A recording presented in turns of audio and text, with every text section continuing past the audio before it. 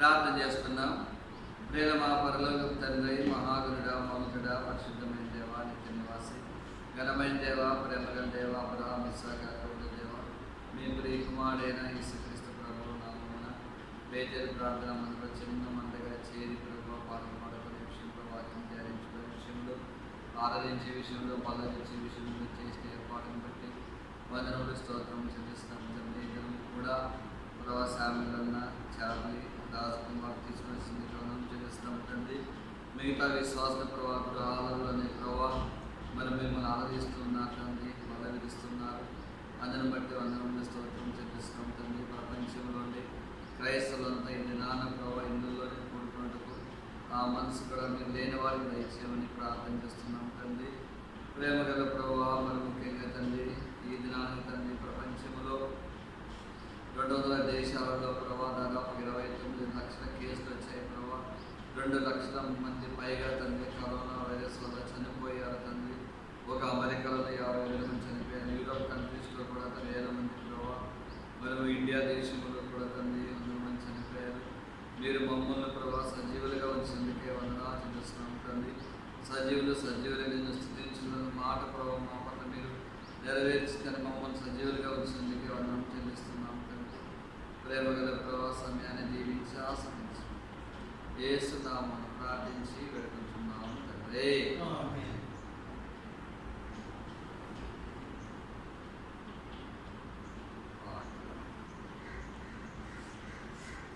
207 పాట సంఖ్య 207.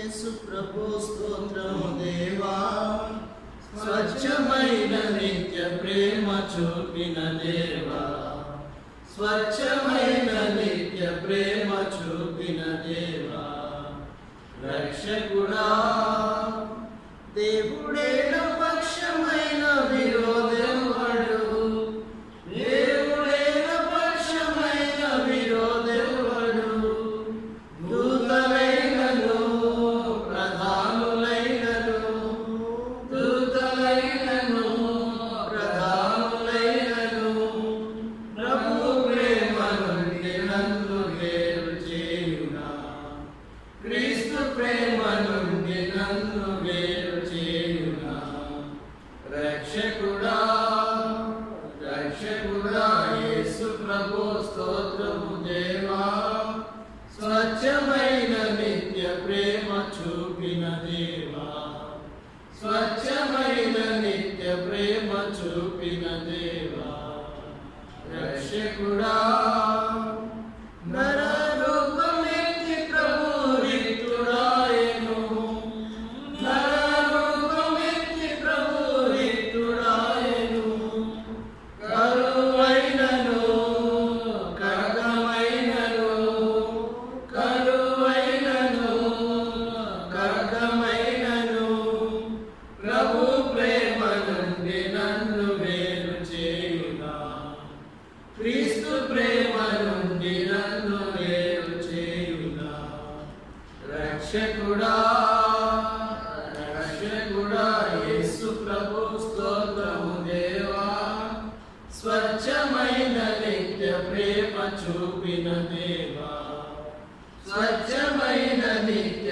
ప్రేమ చూపిన దేవా, రక్షకుడా సర్వలోక రక్షణకై సిలువనెక్కెను, సర్వలోక రక్షణకై సిలువనెక్కెను, శ్రమ అయినను బాధ అయినను, శ్రమ అయినను బాధ అయినను, ప్రభు ప్రేమ నుండి నన్ను వేరు చేయునా, క్రీస్తు ప్రేమ నుండి నన్ను వేరు చేయునా, రక్షకుడా రక్షకుడా యేసు ప్రభు స్తోత్రము దేవా, స్వచ్ఛమైన నిత్య ప్రేమ చూపిన దేవా, స్వచ్ఛమైన నిత్య ప్రేమ చూపిన దేవా, రక్షకుడా ఎంచలేని యేసు నాకై హింస పొందెను, ఎంచలేని యేసు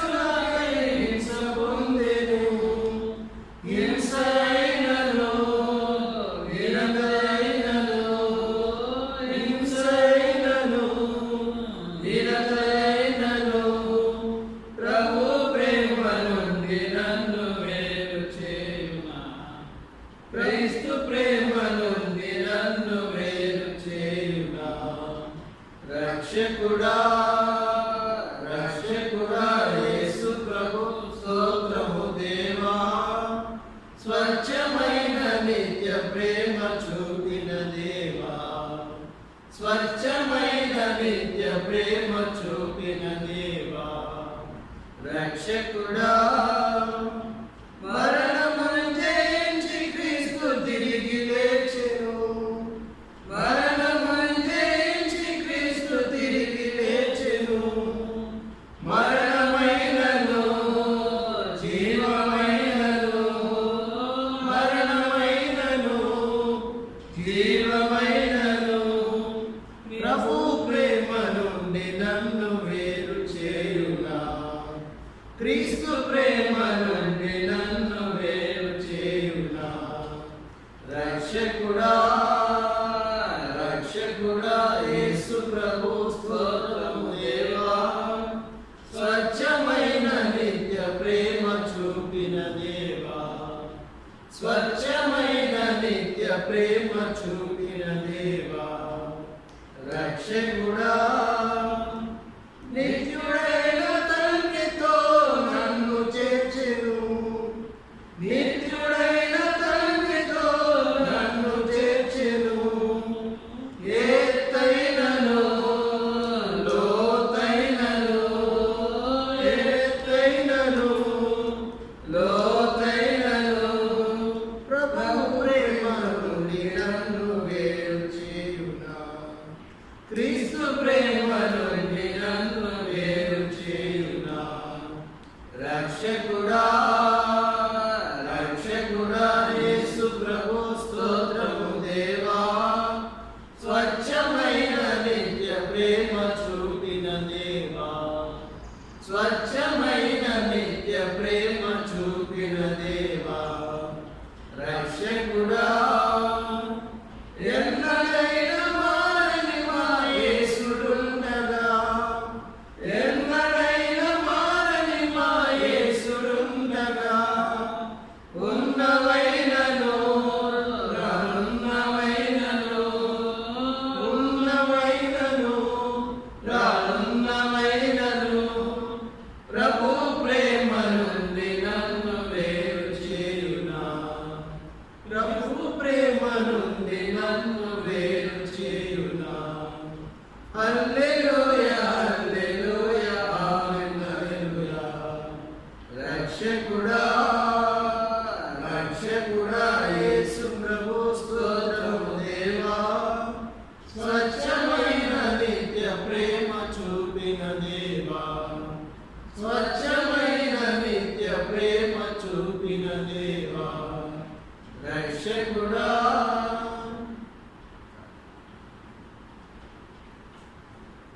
ప్రార్థన చేస్తాం. రెండు వర్తమానాల కోసం ప్రార్థన. ఆయా సంఖ్యలో పడ్డ వారి కోసం.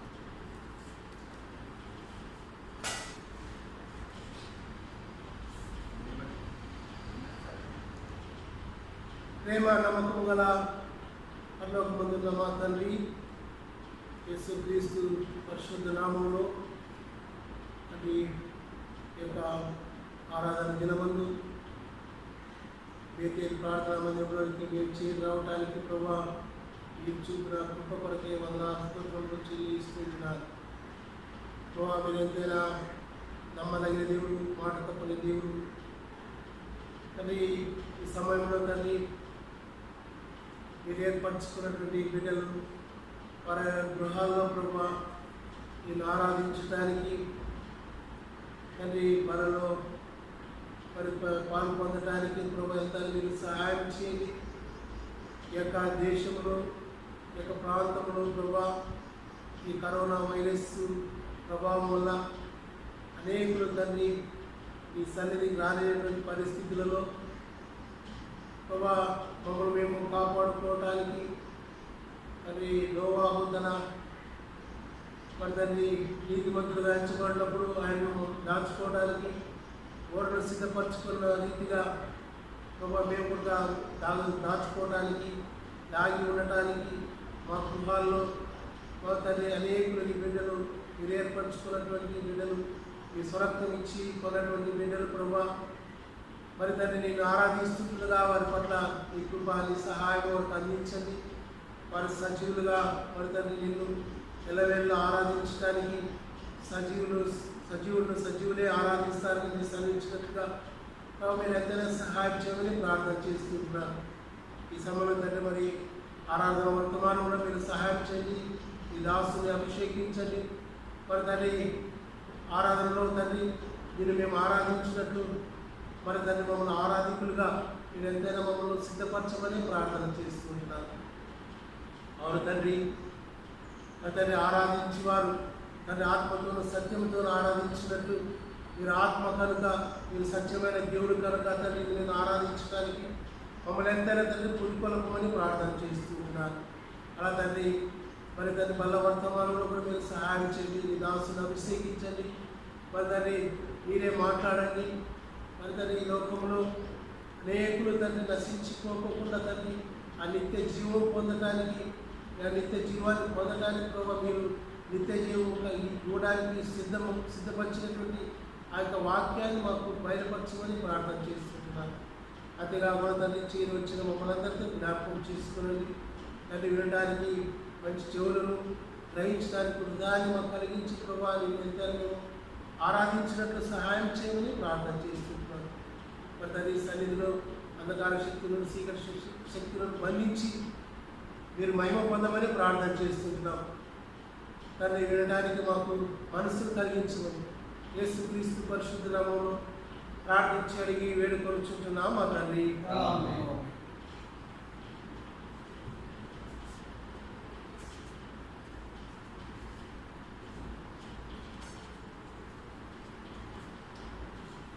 ఈ ఉదయకాల సమయమున మన ప్రభుని మనము స్తుతించక మనకు పరిశుద్ధ గ్రంథంలో నుంచి కొన్ని మాటలు మనము ధ్యానించుకున్నామండి. దానియేలు గ్రంథము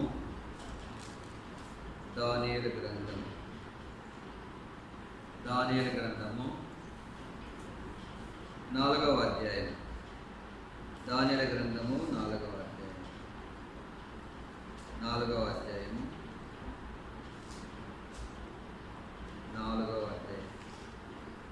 14వ వచనం, క్షమించండి 34వ వచనము 35వ వచనము అందరూ కలిసి చదువుతాం. దానియేలు గ్రంథము 4వ అధ్యాయం 34, 35 వచనాలు కలిసి చదువుతాం. ఆ కాలము గడిచిన పిమ్మట నెబుకద్నెజరు నేను మరలా మానవ బుద్ధి గలవాడనై నా కన్ను ఆకాశము తట్టు ఎత్తి చిరంజీవియు సర్వోన్నతుడు దేవుని స్తోత్రము చేసి గణపరచి స్తుతించుకుని ఆయన ఆధిపత్యము చిరకాలం వరకు, ఆయన రాజ్యము తరతరములకు ఉన్నది. భూనివాసులందరూ ఆయన దృష్టికి ఎన్నికకు రాలేదు. ఆయన పరలోక శ్రేణి ఎడలను భూనివాసులను తన చిత్తము చొప్పున జరిగించువాడు. ఆయన చేయి పట్టుకుని నీవేమి చేయుచున్నావని ఆయనతో చెప్పుటకు ఎవడనూ సమర్థుడు కాదు. నేను ప్రతిరోజు ఉదయం లేచిన వెంటనే పడకలోంచి లేచిన వెంటనే వచ్చేసి క్యాలెండర్ దగ్గరికి వెళ్తాను. రోజు నాకు తెలిసేది క్యాలెండర్ దగ్గరికి వెళ్ళి క్యాలెండర్ వాక్యం చదివాను. క్యాలెండర్ వాక్యంలో ఆ మాట, నా కన్ను ఎత్తి నా కన్ను ఆకాశం వైపు తట్టు ఎత్తి సర్వోన్నతుడు దేవుని స్తోత్రం చేసి గణపరిచి స్తుతించుతాను.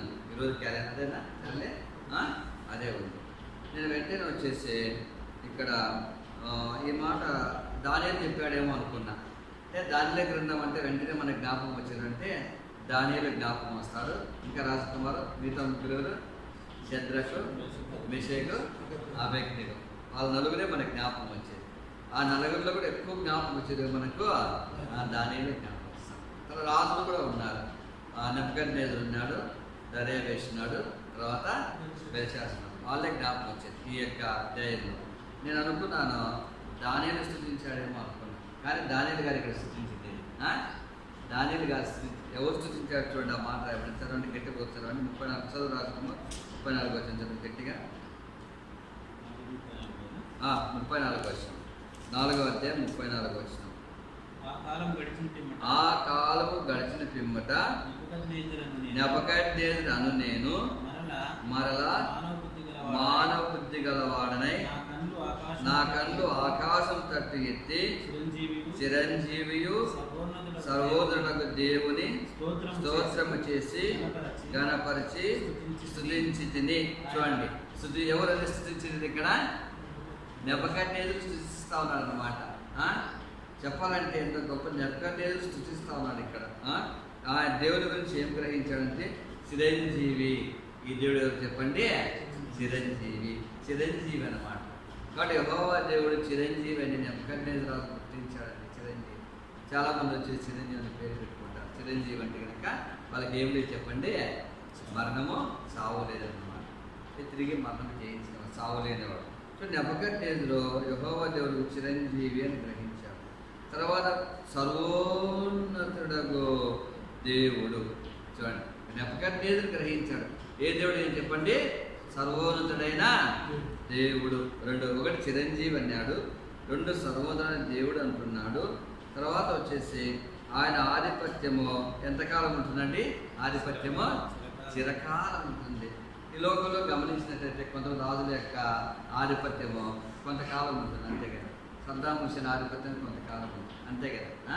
తర్వాత ఆయన అంతమైపోయిన వాడుగా. కానీ ఈ దేవుని యొక్క ఆధిపత్యము చిరకాలం ఉంటుంది. ఆయన రాజ్యము తరతరములు ఉండదు. ఒకటి నెబుకద్నెజరు రాజు సత్యాన్ని గ్రహించి చిరంజీవి అంటున్నాడు, రెండు సర్వోన్నతుడు అంటున్నాడు, మూడు చిరకాలం ఆధిపత్యం ఉంటుంది. తర్వాత రాజ్యము తరతరములు కూడా ఉంటుంది.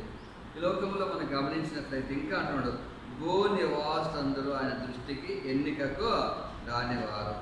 ఆయన పరలోక సేనలను భూ నివాసులను తన చిత్తము జరిగించువాడు. చూడండి, మనం గమనించినట్లయితే ఆయన పరలోక సేన ఎడలను ఒకటి, రెండు భూనివాస ఎడలను తన చిత్తము చొప్పున.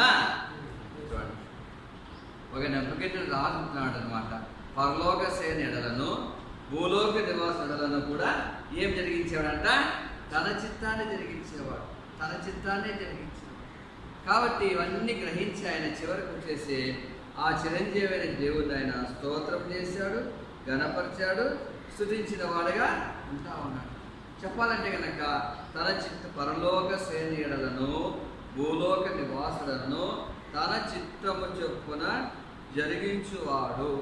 ఈ మాట గ్రహించడానికి నెబుకద్నెజరు యొక్క జీవితంలో వచ్చేసి కొన్ని సంవత్సరాలు పట్టింది. రాజు వెంటనే ఈ మాట చెప్పాడా? చెప్పలేదు. తర్వాత ఇజ్రాయేల్ వాళ్ళందరూ చెరగని తీసుకుని వచ్చాడు, అప్పుడు ఈ మాట చెప్పాడా? చెప్పలే. కలలు కన్నాడు, అప్పుడు కూడా చెప్పలే. కానీ కొన్ని సంవత్సరాలు పట్టింది. కాబట్టి మనం గ్రహించాలన్నమాట. ఈనాడు ప్రపంచవ్యాప్తంగా కరోనా వైరస్ వల్ల వచ్చేసి 29 లక్షల మంది వచ్చేసి బాధితులయ్యారు ప్రపంచవ్యాప్తంగా. తర్వాత ప్రపంచవ్యాప్తంగా వచ్చేసి 2 లక్షల మంది చనిపోయారు. ఎన్ని లక్షల మంది అండి? ఈరోజు 2 లక్షల మంది చనిపోయారు. కానీ ఎక్కువగా చనిపోయారు, ఎక్కువ ఎక్కడంటే కనుక అమెరికా దేశంలో 50 మంది చనిపోయారు. తర్వాత వచ్చేసి యూరోప్ కంట్రీస్లో వచ్చేసి మిగతా వారు చనిపోయారు అనమాట. చైనాలో లెక్కలకు 4,000, ఇరాన్లో 4,000, ఇండియాలో కొంతమంది. యూరోప్ కంట్రీస్లో ఎక్కువ చనిపోయారు. యూరోప్ కంట్రీస్ అన్నీ కూడా దాదాపుగా క్రిస్టియన్ కంట్రీస్ ఎక్కువగా అనమాట. ఒకవేళ ప్రొటెస్టెంట్స్ లేకపోయినా ఎక్కువగా ఎవరున్నారు అక్కడ చెప్పండి? క్యాథలిక్స్ ఎక్కువగా ఉన్నారు. ఇంకా అమెరికాలో అయితే కనుక అంతా ప్రొటెస్టెంట్స్ ఎక్కువగా ఉన్నారు. కానీ రాజు ఇక్కడ ఒక మాట అంటున్నాడు, తన చిత్తము చొప్పున జరిగించేవాడు. పరలోక సేనలను భూలోకంలో ఉండే మనుషుల పట్లను కూడా ఆ చిరంజీవైన దేవుడు, ఆ సర్వోన్నతమైన దేవుడు తన చిత్తాన్నే జరిగించునుగాక. కాబట్టి ఉదయకాల మనం కూడా మనందరి జీవితాలలో కూడా ఈ కరోనా వైరస్ కూడా దేవుని యొక్క చిత్తము అని మనం మాత్రం చెప్పగలం. అదే మనము యూట్యూబ్లో పాటలు వస్తాయి, కరోనా వైరస్ పాటలు పాడుతున్నారు. వాళ్ళు ఏమని పాడుతున్నారంటే కనుక శపించి పాడుతూ ఉన్నారు, అంతే కదా. పాటలు వస్తున్న కరోనా పాటలు పాటు శపించి పాడుతున్నారు, దూషించి పాడుతున్నారు, కొద్ది పన్ను కొరికి పాడుతారు, ఇట్లా కొట్టి పాడుతూ ఉన్నారు, కొట్టి పాడుతూ ఉన్నారు. కానీ దేవునిగా మనం అందరం ఒక సత్యాన్ని గ్రహించాలి. ఉదయక ఆరాధించక మునుపు వచ్చేసి ఇది దేవుని యొక్క చిత్తమే.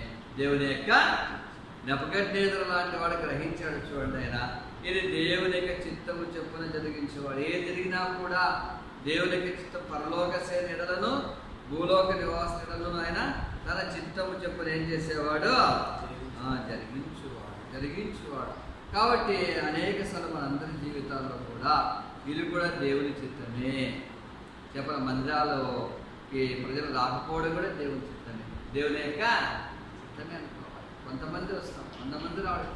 ఈ ప్రపంచ పరిస్థితులన్నీ చెప్పాలంటే ప్రపంచ పరిస్థితులు అన్నీ కూడా వచ్చేసి దేవుని యొక్క చిత్తమే, దేవుని యొక్క చిత్తమే. చాలా మంది చైనా దేశాన్ని చేపిస్తా ఉన్నారు అనమాట.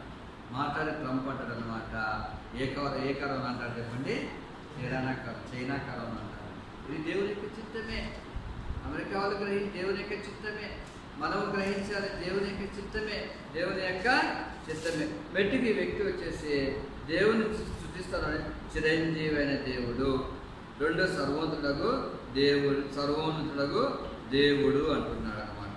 వాడు స్తోత్రం చేశాడు, ఘనపరిచాడు. మూడు ఏం చేశాడండి? స్తుతించాడు. ఎటువంటి దేవుడు అంటే మన దేవుడు ఆయన ఆధిపత్యము చిరకాలం వరకు, చిరకాల ఆధిపత్యం.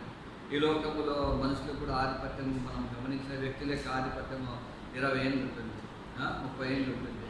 అది చంపేస్తే ఆ వ్యక్తి ఆధిపత్యం ఏమవుతుంది కనుక క్లోజ్ అయిపోతుంది. ఆ కుటుంబాలు ఆధిపత్యం చేస్తున్న కొన్ని గ్రామాలలో చంపిన తర్వాత వారి ఆధిపత్యం కూడా అక్కడికి, ప్రపంచ ఆధిపత్యం కూడా అక్కడ రాజ్యాల మధ్య కొంతకాలమే ఉంటుంది. కానీ మన యొక్క దేవుని ఆధిపత్యం వచ్చేసి చిరకాలము. కానీ ఎటువంటి దేవుని మనం కలిగి ఉన్నామంటే చిరంజీవైన దేవుని కలిగి ఉన్నాము, సర్వోన్నతమైన దేవుని మనం కలిగి ఉన్నాము, చిరకాలం వచ్చేసి ఆధిపత్యం చేసే దేవుని కలిగి ఉన్నాము. ఆయన రాజ్యము తరతరములు ఉండే రాజ్యాన్ని కలిగిన దేవుని మనము కలిగిన వారిగా ఉంటున్నాం. కాబట్టి ఉదయకాల సమయం నేను కూడా చిరంజీవైన దేవుడు. మన ఎటువంటి దేవుడు చెప్పండి? చిరంజీవైన దేవుడు. అందుకే యేసుప్రభువు అంటాడు, నేను మృతుడనైతేనే కానీ తిరిగి నేను సజీవుడిని అంటున్నాడు. సజీవుడు మృతుడనైతేనే కానీ నేను తిరిగి సజీవుడిని అంటున్నాడు. చనిపోయాడు కానీ సజీవంగా మరి తిరిగి లేచిన వాడుగా ఉంటున్నాడు. యేసుప్రభువు చెప్పాడు, నేను చనిపోతాను, నా సమాధి చేస్తారు, తిరిగి మూడో దేవుడు తిరిగి లేచేవాడిగా, తిరిగి లేచిన వాడుగా ఉన్నాడు. అనేకులు కనబడిన వాడుగా ఉన్నాడు. అనేకులు చూస్తుండగా మేఘాల మీద ఏమైపోయాడండి? ఆనందమైన దేవుడిగా ఉన్నాడు. తిరిగి ఆ దేవుడు వచ్చేసి తిరిగి రానయ్యున్నాడు, తన సంఘం కోసం తిరిగి రానయ్యున్నాడు. కాబట్టి మన యొక్క దేవుడు ఎటువంటి దేవుడు? చిరంజీవి అయిన దేవుడు. అందుకే ఆయన అంటాడు, నేను మొదటివాడును గడపటివాడును అంటాడు. ఆరంతం లేనివాడును అంటాడు. ఆల్ఫా ఒమేగానే దేవుణ్ణి అంటున్నాడు. కాబట్టి ప్రేమిన వల్ల జీవాధిపతి అనే దేవుడు అంటున్నాడు. జీవాధిపతిని మీరు చంపింది కానీ తండ్రి ఆయన మళ్ళీ ఏం చేశాడండి? లేపినవాడు జీవాధిపతి. కాబట్టి ఉదయకాల సమయమున మన దేవుడు ఎటువంటి దేవుడు అంటే ఆయన వాడు చిరంజీవి దేవుడు. రెండు వచ్చే సర్వోన్నతుడగు దేవుడు. సర్వోన్నతుడు అంట, సర్వోన్నతమైన దేవుడు. అందుకే మహాగణుడు, మహోన్నతుడు, పరిశుద్ధుడు, నిత్య నివాసి, ఉన్నత పరిస్థితులను నివసించే గొప్ప దేవుడు మనకి. అంత గొప్ప దేవుడు మనకి కలిగి ఉన్నాము. తర్వాత మన దేవుడు వచ్చేసి చిరకాలము ఆధిపత్యం. ఎంతకాలంలో మన దేవుడు చెప్పండి? చిరకాలము ఆధిపత్యం. మనిషికి చిరకాలం ఆధిపత్యం ఇచ్చే దేవుడు కానీ చిరకాలము ఆధిపత్యం గల దేవుడు. 4 వచ్చేసారి రాజ్యము తరతరములో. ఈ లోకంలో ఎంతో మంది రాజ్యాలు పరిపాలించారు. ఆ రాజ్యాలన్నీ కూడా వచ్చేసి కుప్పకూలిపోయినాయి. కానీ దేవుని యొక్క రాజ్యం వచ్చేసి చిరకాలం ఉండే రాజ్యం. ఆ యొక్క సత్యాన్ని గ్రహించిన వాడుగా ఉన్నాడు. ఎప్పటికంటే గ్రహించిన వాడు. ఒకటి వచ్చేసి పరలోక సేనేడులను, భూలోకలో ఉండే మనుషులను తన చిత్తాన్ని ఆయన జరిగించి. మన జీవితంలో మాట్లాడుతున్నామండి. సుధించే ముందు ఒకసారి అంటున్నామా? సైతనాడు ఎంతమంది చేశారు? చాలా మంది సైతనాడు ఎంతమంది చేశారు? ఇంకా మోదీ ఎంత పని చేశారు? మోదీ ఎంత పని చేశారు? చైనా వాళ్ళు ఎంత పని చేస్తే అవి కనిపెట్టు కదా, కరోనా కానీ ఎంత పని చేస్తారు. కానీ ఇది కూడా దేవుని యొక్క చిత్తమే. ఇది కూడా దేవుని యొక్క చిత్తమే. చెప్పాలంటే మోదీ యొక్క ముఖం వచ్చేసి 3 నెలలకు ఉండే ముఖంలాగా ఇప్పుడు ముఖం లేదు. ఉందో చెప్పండి? 3 నెలల క్రితం ఎంత ఉత్సాహంగా ఉన్నాడు. ఇప్పుడు ముఖం ఏమైపోయింది చెప్పండి. ముఖ్యమంత్రుల ముఖాలు కూడా ఇంత 3 నెలలు ఎట్లా ఉన్నాయి, ఇప్పుడు ముఖాలు ఏమైపోయినాయి, ఏం చేయాలో అర్థం కాలే.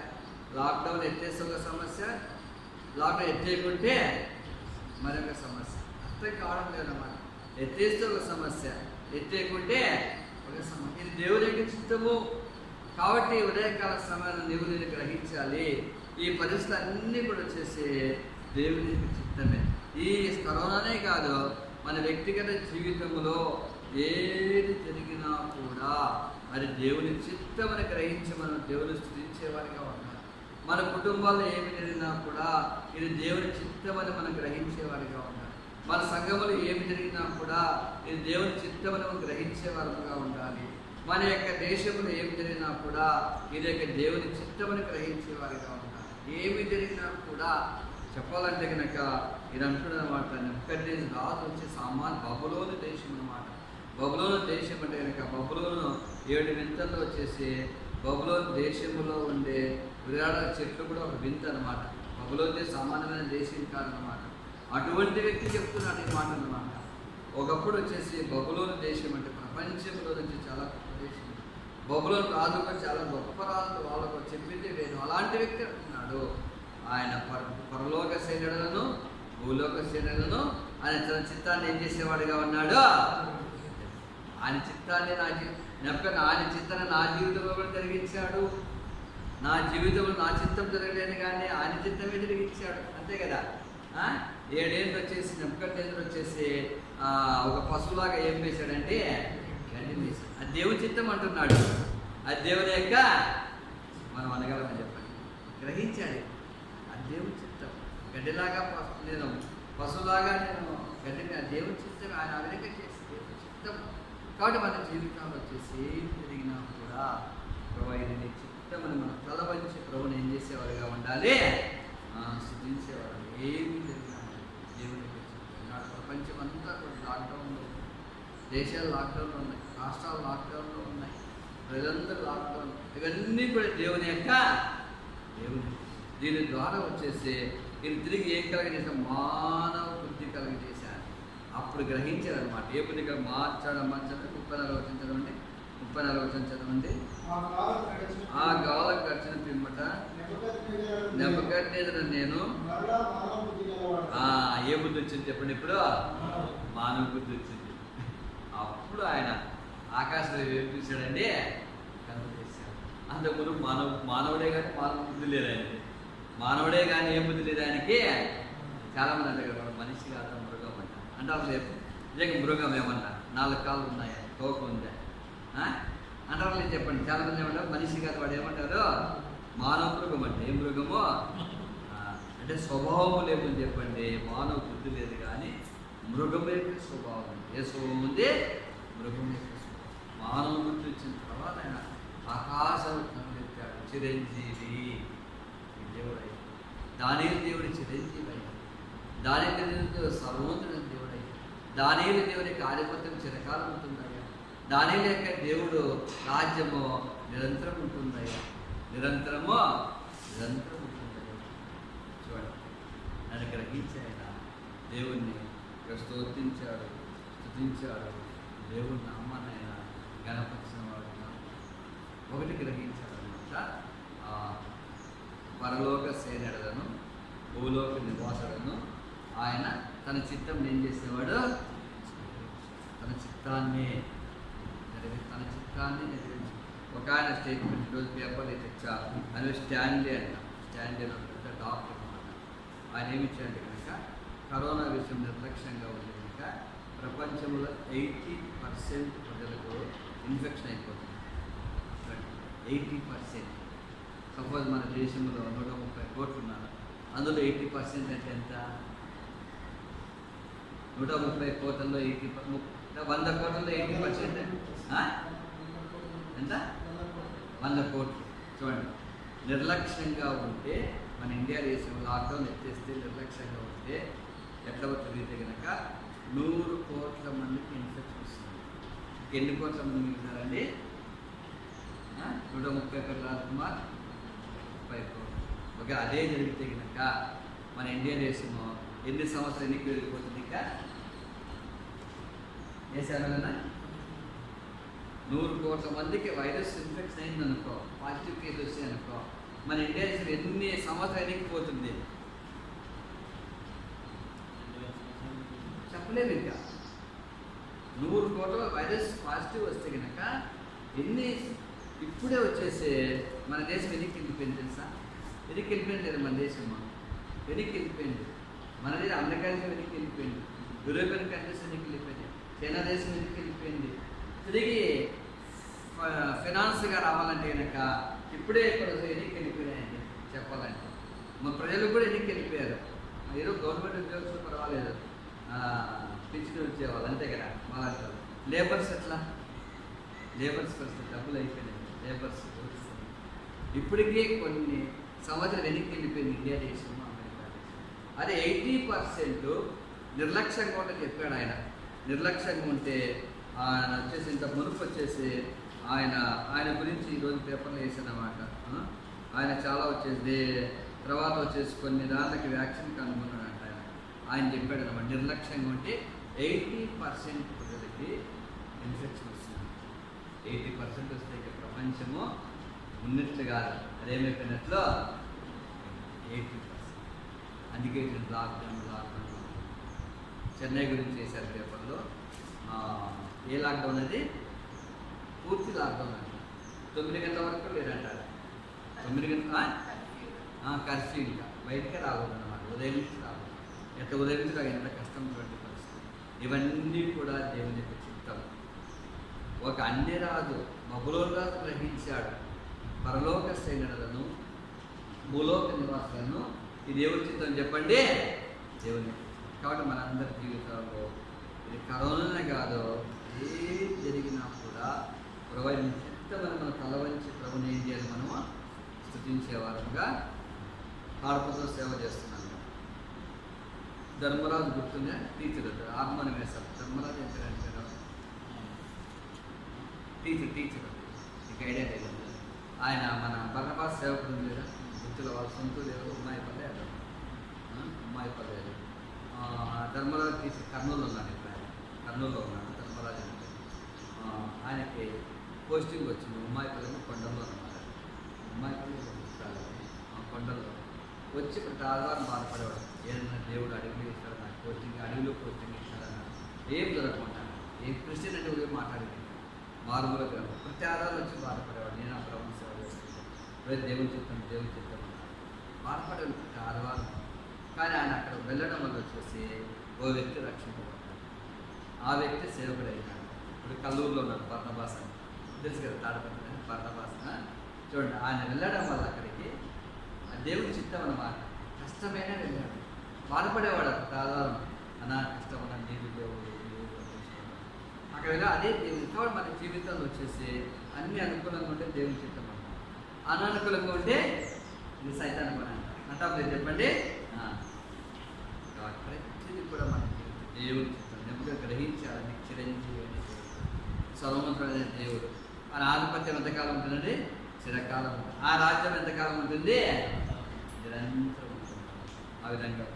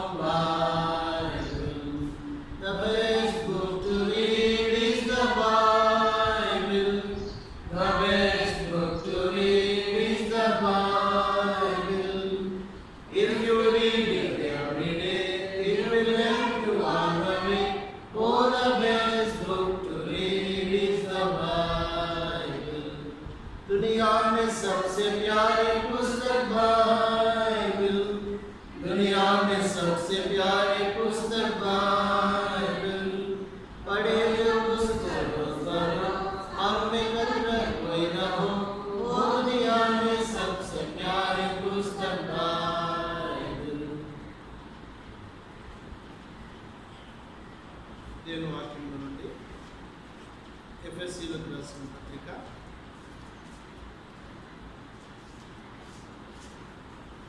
దేవుని వాక్యం నుండి ఎఫెసీయులకు రాసిన పత్రిక 5వ అధ్యాయము. ఈ అధ్యాయం అంతా కూడా మార్చి చదువుకున్నామండి. ఎఫెసీయులకు రాసిన పత్రిక 5వ అధ్యాయము. ఈ అధ్యాయం అంతా కూడా మనము మార్చి చదువుకున్నాం. కావున మీరు ప్రియులైన పిల్లల వలె దేవుని పోలి నడుచుకునుడి.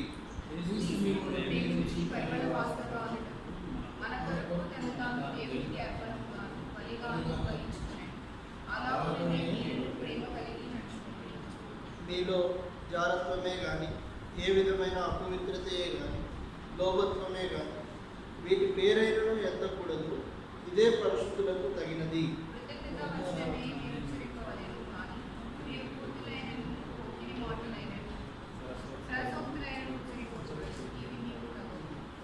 వ్యభిచారి అయినను, అపవిత్రుడైనను, విగ్రహారాధికుడై ఉన్న లోబి అయినను, క్రీస్తు యొక్కయు దేవుని యొక్కయు రాజ్యములకు హక్కుదారుడు కాడని సంగతి మీకు నిశ్చయముగా తెలియను.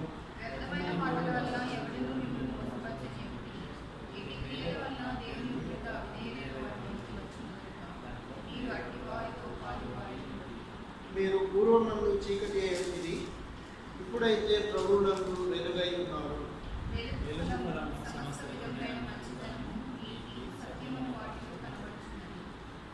కనుక ప్రభువుకి ఏది ప్రీతికరమో, ఏది ప్రీతికరమైనదో దానిని పరీక్షించుచు వెలుగు సంబంధుల వలె నడుచుకుని,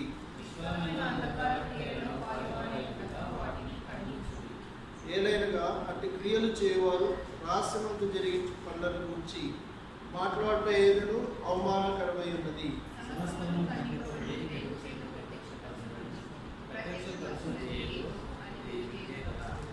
అందుచేత నిద్రించుచున్న నీవు మేల్కొని మృతులలో నుండి లెమ్ము, క్రీస్తుని మీద ప్రకాశించునని ఆయన చెప్పుచున్నాడు.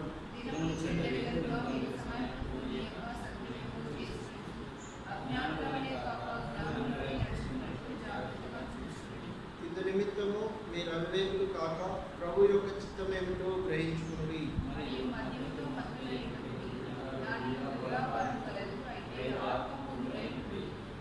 ఒకరినొకడు కీర్తనలతోనూ సంగీతములతోనూ ఆత్మ సంబంధమైన పాటలతోనూ హెచ్చరించుచు మీ హృదయములలో ప్రభువును గూర్చి పాడుచు కీర్తించుచు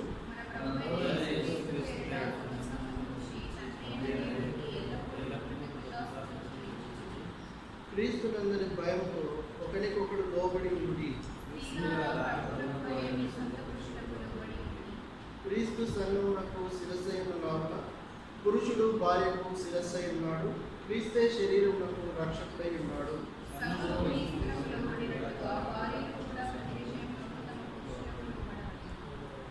పురుషులారా, మీరును మీ భార్యలను ప్రేమించుడి. అటువలే క్రీస్తు కూడా సంఘమును ప్రేమించి అది కలంకమైనను ముడతైనను అటుది మరి ఏదైనాను లేక పరిశుద్ధమైనదిగాను నిర్దోషమైనదిగాను మహిమగల సంఘముగాను ఆయన తన ఎదుట దానిని నిలవబెట్టుకునవలనని వాక్యంతో ఉదక స్నానం చేత దానిని పవిత్రపరిచి పరిశుద్ధపరచుటకై దాని కొరకు తను తాను అప్పగించుకునేను.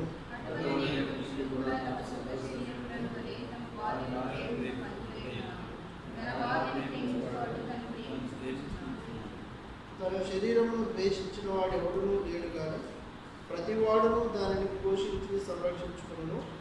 మనం క్రీస్తు శరీరములకు అవయములై ఉన్నాము కనుక అలాగే క్రీస్తు కూడా సంఘమును పోషించి సంరక్షించుతున్నాడు.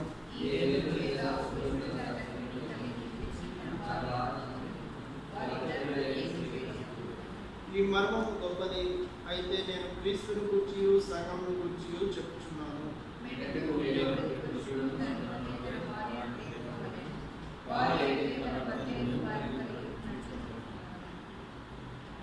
తర్వాత మనం వారం చదువుకునే భాగము 1 కొరింథీ పత్రిక 11వ అధ్యాయము 28వ వచనము అందరం కలిసి చదువుకుందామండి. కొరింథీయులకు మొదటి పత్రిక 11వ అధ్యాయము 28వ వచనము అందరం కలిసి చదువుకుందాం. కాబట్టి ప్రతి మనుషుడు తన తాను పరీక్షించుకోవాలని అలావు చేసి ఆ పాత్రలోకి ప్రభు మనతో మాట్లాడినట్లు ఆయన సహాయాన్ని కోరుతున్నాను. ప్రేగలిగిన తండ్రి, జీవం కలిగిన దేవా, ఈ ఉదయకాల సమయంలో మేము నా ఆత్మతోనూ సత్యంతోనూ ఆరాధించినట్లుగా మీ మందిరాలలోనికి మమ్మల్ని తీసుకుని వచ్చినందుకే ప్రభావ మీ వందనములు. రాష్ట్రంలో, దేశంలో, ప్రపంచంలో మరి ప్రభా ప్రజలందరూ కూడా తండ్రి కరోనా యొక్క భయకంపితులై మరి తండ్రి ఎవరు విడిపిస్తారా, ఎట్లా రక్షించుకోవాలా అని ఆలోచిస్తూ మరి ప్రభా నిరీక్షణ లేక ఉంటున్నటువంటి ఈ తరుణంలో కూడా మీరే నమ్మదగిన దేవుడని, మీరే మా ఆశ్రయమని, మీరే మా కోట అని, మరి తండ్రి మీరే మా ఆరోగ్యమని మీ వైపు చూచినట్లు మరి తండ్రి మిమ్మల్ని ఆరాధించినట్లు మా జీవితంలో ప్రభా మీరు పొడిగించినటువంటి ఆయుస్సును బట్టి ప్రభావ మీకు వందనములు. మా యొక్క దినములను మరి ప్రభావ లెక్కించుట మాకు నేర్పుచున్నందుకే ప్రభావ మీకు వందనములు.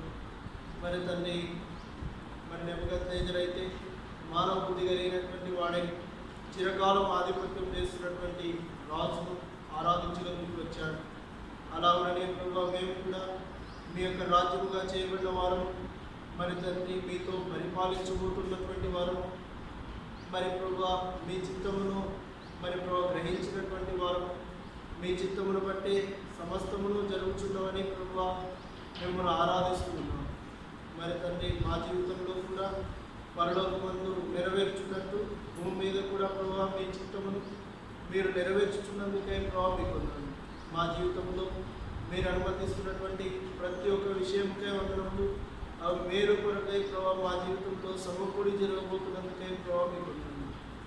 మరి తండ్రి వాటిని అపోస్తలుడైన పౌలు నమ్మి చెప్పిన రీతిగా మా యొక్క జీవితంలో కూడా ప్రభావ మేము నమ్మి మిమ్మల్ని ఆరాధిస్తున్నాము.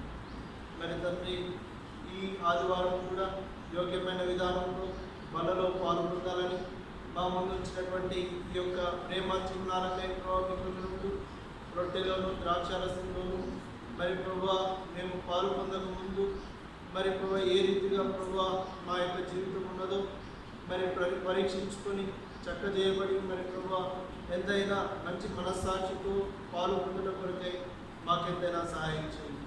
మరి ప్రభా మీ వాక్యం విని విడిచిపెట్టక మరి తండ్రి కొట్టుకొని పోక మరి తండ్రి మందులమైపోక మరి తండ్రి మీ వాక్యమును శ్రద్ధగా విని మరి ప్రభా ఆ వాక్యానుసారంగా ప్రభా పరీక్షించుకొని మమ్మల్ని మేము మీకు లోబర్చుకోవడానికి మాకెంతైనా సహాయం చేయండి. మీ పోలిక మాకెంతైనా దయచేయండి. మరి ప్రభా మీ యొక్క శరీరంలో రక్తంలోనూ పాల్గొంటుండగా మీ యొక్క జీవమును మేము కలిగి జీవించడం కొరకై మమ్మల్ని ఎంతైనా సిద్ధపరచండి. మరి ప్రభా మీ యొక్క కృపను అధికముగా మాకు అనుగ్రహించండి. మరి ప్రభా మీరే పరిశుద్ధాత్మ దేవ మాతో మాట్లాడుతున్నాండి. నిలవబడుచున్నటువంటి నేను నిష్ప్రయోజకమైనటువంటి దాసులకు నోట మీ మాట ఉంచండి. మీ ప్రజల యొక్క క్షేమం కొరకై మరి విశేషంగా నా క్షేమం కొరకై మీరు అభిషేకించి వాడుతుంది తగ్గించుకుంటూ వందనములు చెల్లిస్తూ యేసుక్రీస్తు మంచి బోధకుని నామమున ప్రార్థించి స్తుతించి అడిగి వేడుకుంటున్నాం తండ్రి. మనం దాదాపు ఒక అధ్యాయం అంతా కూడా చదువుకున్నాము. ఎఫెసీ పత్రిక 5వ అధ్యాయము. ఎఫెసీ పత్రిక 5వ అధ్యాయము.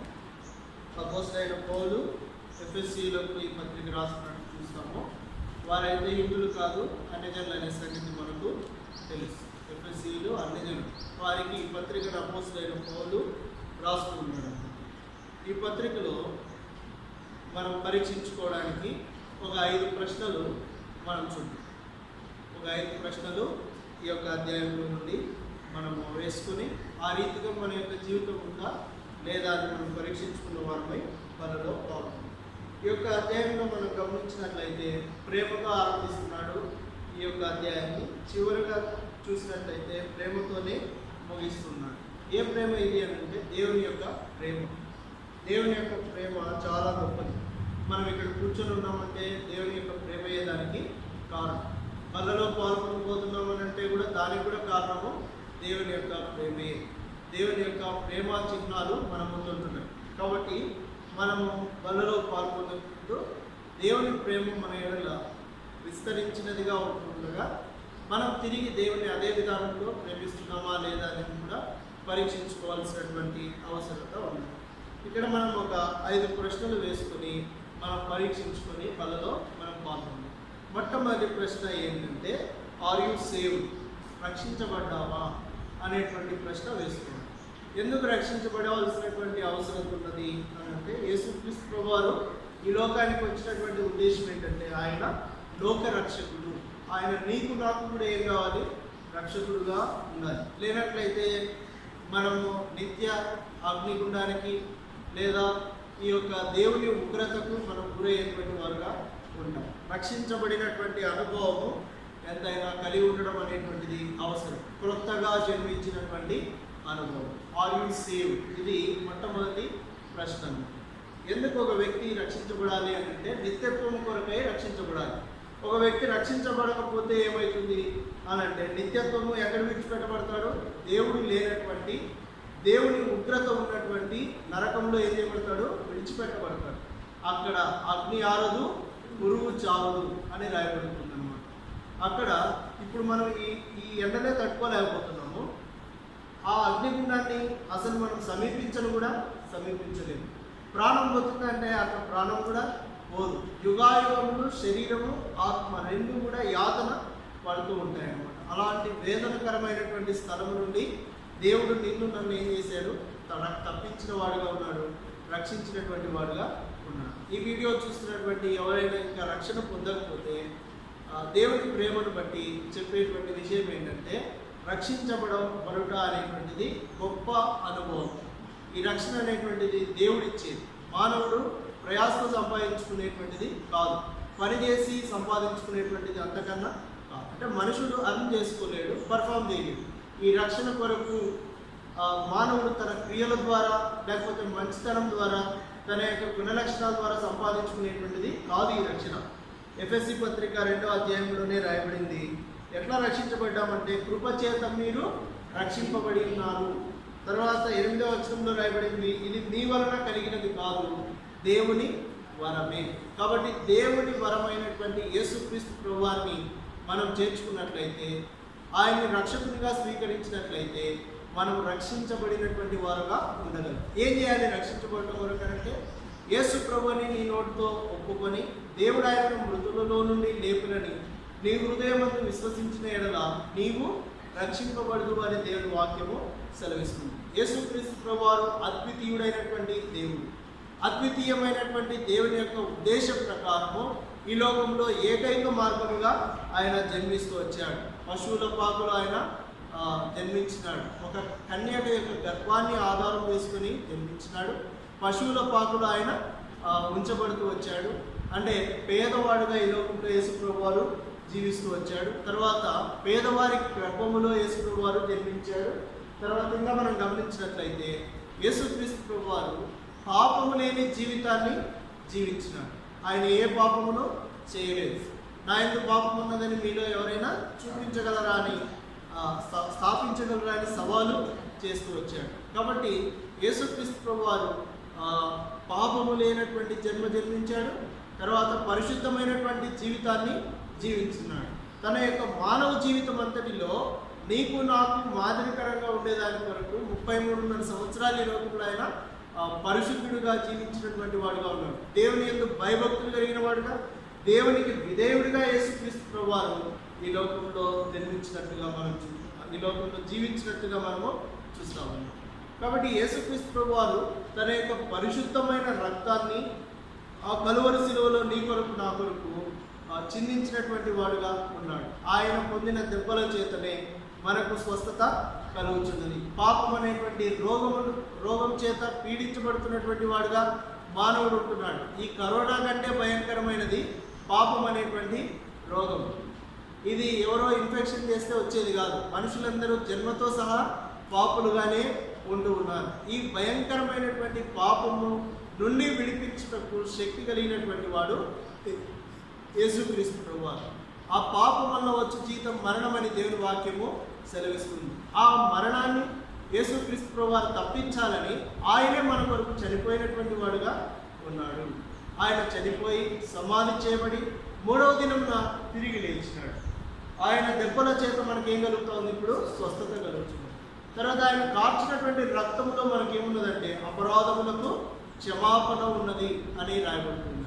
కాబట్టి ఆ ప్రియుని యందు ఆయన కార్చినటువంటి అమూల్యమైనటువంటి రక్తము ద్వారా మన పాపములకు క్షమాపణ. కాబట్టి రక్షించబడినటువంటి అనుభవం లేకపోతే పాపాలు క్షమించబడినటువంటి అనుభవము ఉండదు.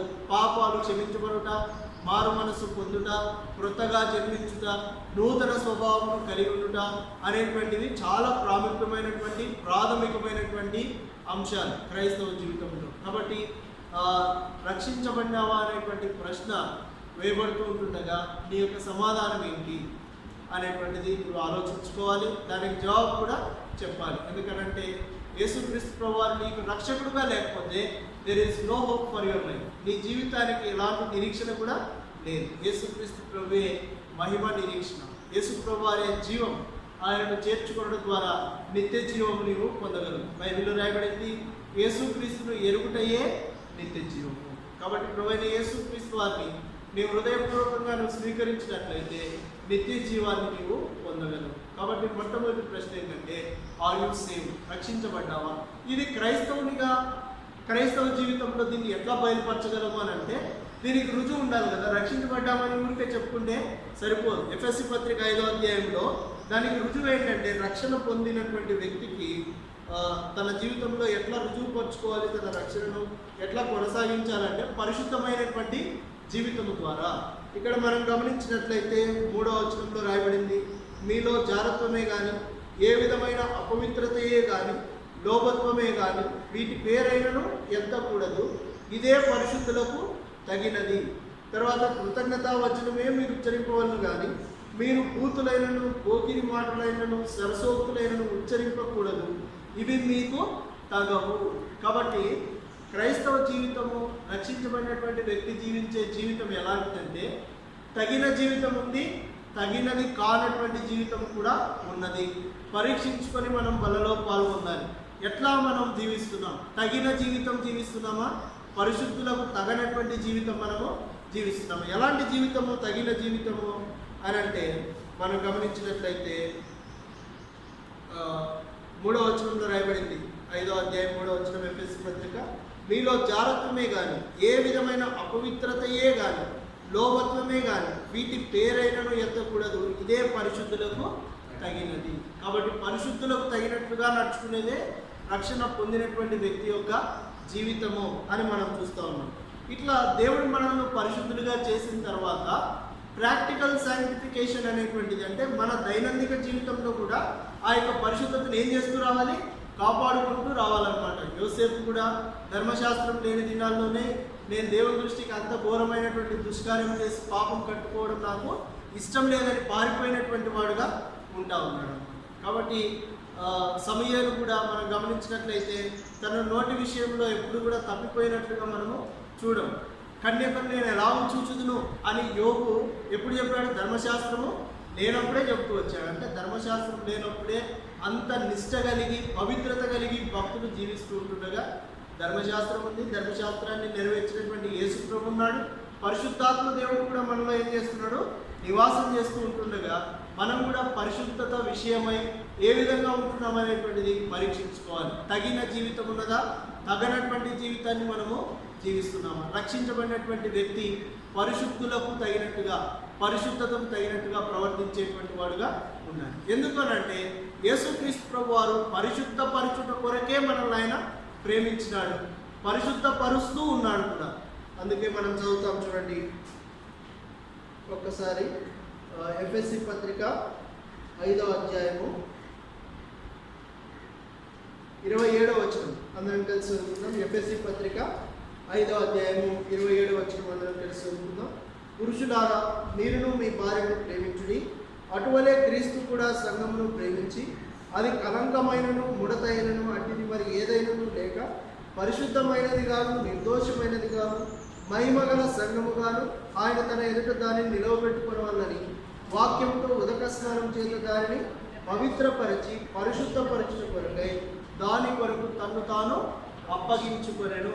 నీవు నేను పవిత్రంగా ఉండాలని, వాక్యం ద్వారా పరిశుద్ధపరచబడుతూ ఉండాలని యేసుక్రీస్తు ప్రభువారు ఏం చేస్తున్నాడంటే ప్రేమను బట్టి తను తాను అప్పగించుకున్నాడు. కాబట్టి రక్షించబడినటువంటి జీవితం ఎలాంటిదంటే ఇట్స్ ఎ శాంక్టిఫైడ్ లైఫ్, అంటే పరిశుద్ధపరచబడుతున్నటువంటి జీవితము. మన యొక్క పరిశుద్ధ జీవితం ఎలా ఉంది? అసలు మనం పరిశుద్ధంగా జీవిస్తున్నామా, అపవిత్రులుగా జీవిస్తున్నామా అనేది ప్రశ్న వేసుకోవాలి. ఎందుకనంటే ఈ దినాల్లో రకరకాలుగా మైండ్ కరప్ట్ అవుతూ ఉందన్నమాట.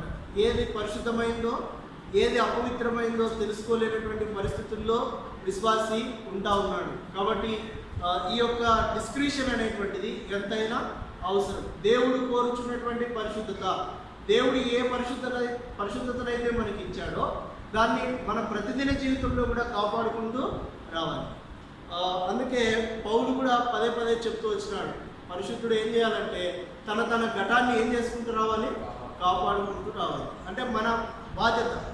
యోహాను కూడా అదే చెప్పాడు, ఈ నిరీక్షణ పెట్టుకున్న ప్రతివాడు ఏం చేస్తాడంటే తన్ను పవిత్రునిగా చేసుకుని. దేవుడు పరిశుద్ధంగా చేశాడు, బాగుంది. కానీ ఆ పరిశుద్ధతను మన దైనందిక జీవితంలో దినదిన జీవితంలో ఏం చేసుకోవాలి, కాపాడుకుంటూ రావాలి. పరిశుద్ధంగా ఉండటం అనేటువంటిది మన బాధ్యత, మన యొక్క కర్తవ్యము. కాబట్టి మన జీవితంలో పరిశుద్ధులుగా జీవిస్తున్నామా, రక్షించబడినామని చెప్పుకుంటున్నాం, కానీ దాని యొక్క రుజువు ఏంటంటే పరిశుద్ధమైనటువంటి జీవితం. రెండవ ప్రశ్న ఏమిటి అని అంటే చదువుకుందామండి. ఎఫ్ఎస్సి పత్రిక 5వ అధ్యాయము, ఎఫ్ఎస్సి పత్రిక 5వ అధ్యాయము 8 నుంచి 12 వరకు త్వరగా చదువుకుందాం. మీరు పూర్వమందు చీకటి అయి ఉంటుంది, ఇప్పుడైతే ప్రభువునందు వెలుగై ఉన్నారు. వెలుగు ఫలము సమస్త విధములైన మంచితనము, నీతి, సత్యమైన వాటిలో కనబడుచున్నది.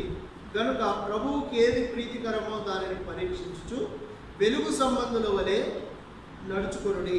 నిష్ఫలమైన అంధకార క్రియలలో పాలివారి ఉండక వాటిని ఖండించుడి. ఏదైనా అట్టి క్రియలు చేయవారు రహస్యమందు జరిగించు పనుల గురించి మాట్లాడుటైనను అవమానకరమైనది. సమస్తమును ఖండింపబడి వెలుగు చేత ప్రత్యక్షపరచబడును. ప్రత్యక్షపరచున్నది ఏదో అది వెలుగే కదా. అందుచేత నిద్రించుచున్న నీవు మేల్కొని మృతుల్లో నుండి లెమ్ము, క్రీస్తు నీ మీద ప్రకాశించునని ఆయన చెప్పుచున్నాడు. రెండవ ప్రశ్న ఏంటంటే, ఆర్ యూ షైనింగ్? నీవు ప్రకాశించుచున్నావా? ఫస్ట్ ఏంటంటే, are you saved and sanctified? అంటే రక్షించబడి పరిశుద్ధుడుగా ఉన్నావా? రెండవ ప్రశ్న ఏంటంటే, ఆర్ యూ షైనింగ్? నీవు ప్రకాశించుచున్నటువంటి వాడుగా ఉన్నావా?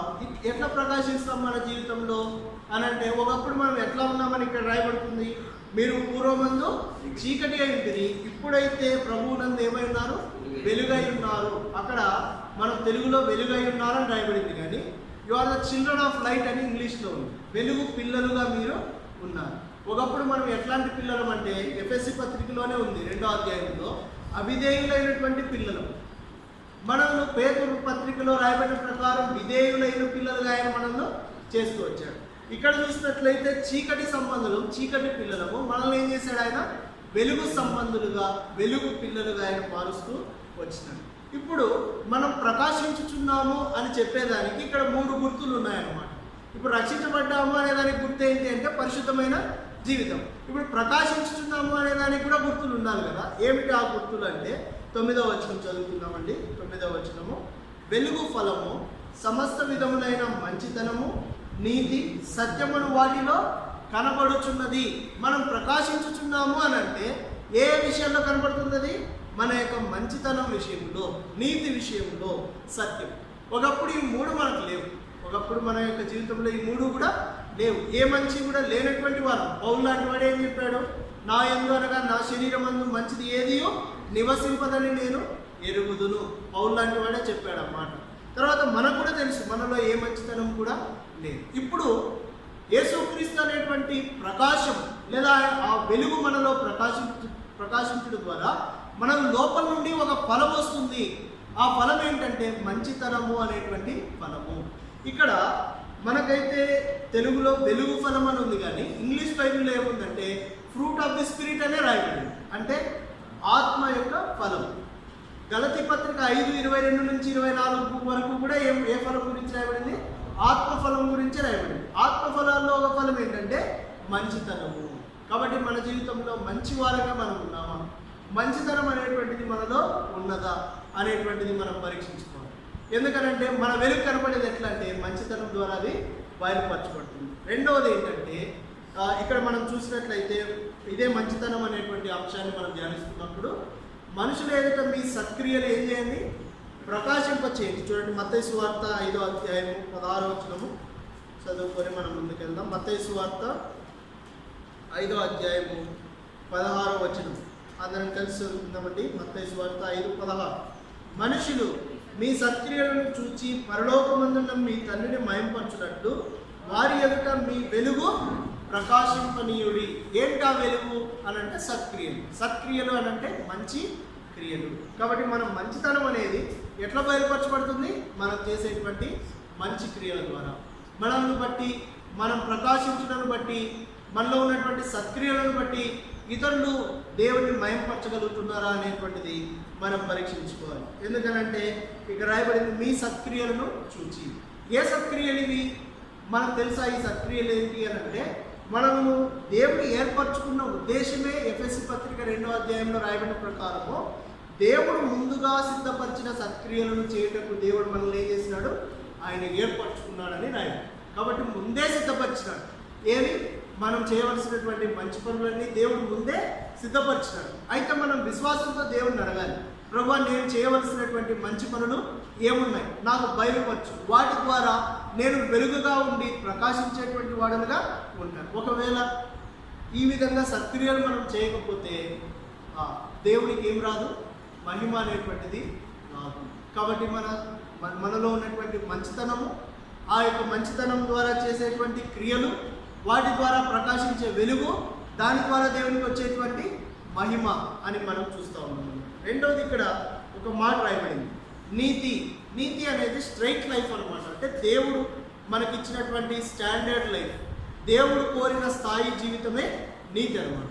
కాబట్టి నీతిమంతులుగా దేవుడు మనల్ని చేస్తూ వచ్చాడు. ఇవి మనల్ని నీతిమంతులుగా చేయడానికి దేవాదేవుడైన యేసుక్రీస్తు ప్రభువు చనిపోయి సమాధి చేయబడి తిరిగి లేవాల్సినటువంటి అవసరం వచ్చింది. అందుకే యోగు గ్రంథం 15వ అధ్యాయంలో అంటాడు యోగు, స్త్రీకి పుట్టిన నరుడు ఎప్పటికి పవిత్రుడు కాగలడు. దేవదూతల్లో కూడా ఏం కనుక్కుంటున్నాడంటే దేవుడు లోపాలను కనిపెడతా ఉన్నాడు. ఈరోజు నా దినభాగం. కాబట్టి దేవదూతల్లోనే దేవుడు ఏం కనిపెడుతున్నాడు? లోపాలు, పరిశుద్ధులుగా లేరు అనేటువంటి సంగతిని వారికి జ్ఞాపకం చేసేవాడుగా ఉన్నాడు. అయితే మనకు కూడా దేవుడు నీతిమంతులుగా తీర్చినాడు. ఎట్లా అంటే ఆయన యొక్క పునరుత్థాన శక్తిని బట్టి, ఆయన పునరుత్థానాన్ని బట్టే మనం ఏమైనా నీతిమంతులుగా తీర్చబడి. ఎట్లయితే పరిశుద్ధతను డైలీ కాపాడుకోవాలో దేవుడు ఇచ్చినటువంటి నీతిని కూడా మనం ఏం చేస్తూ రావాలి? కాపాడుకుంటూ రావాలి. We have to practice this righteousness also.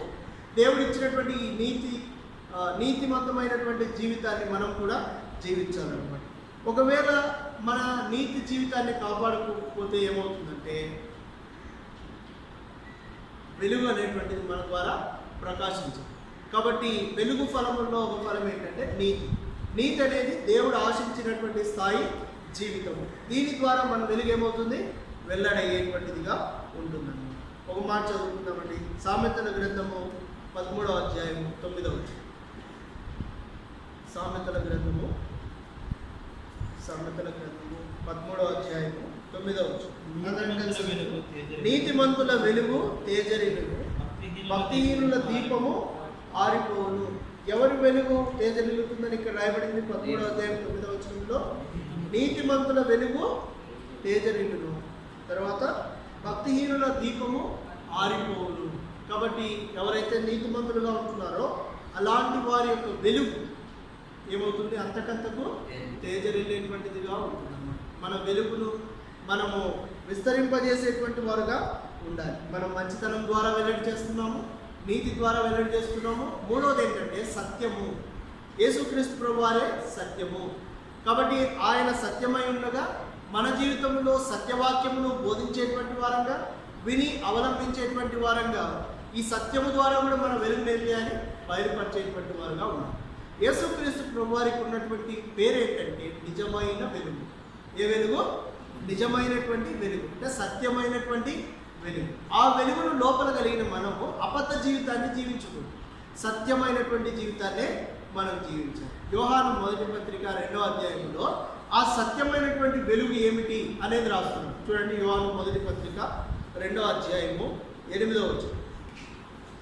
యోహాను మొదటి పత్రిక 2వ అధ్యాయము 8వ వచనం.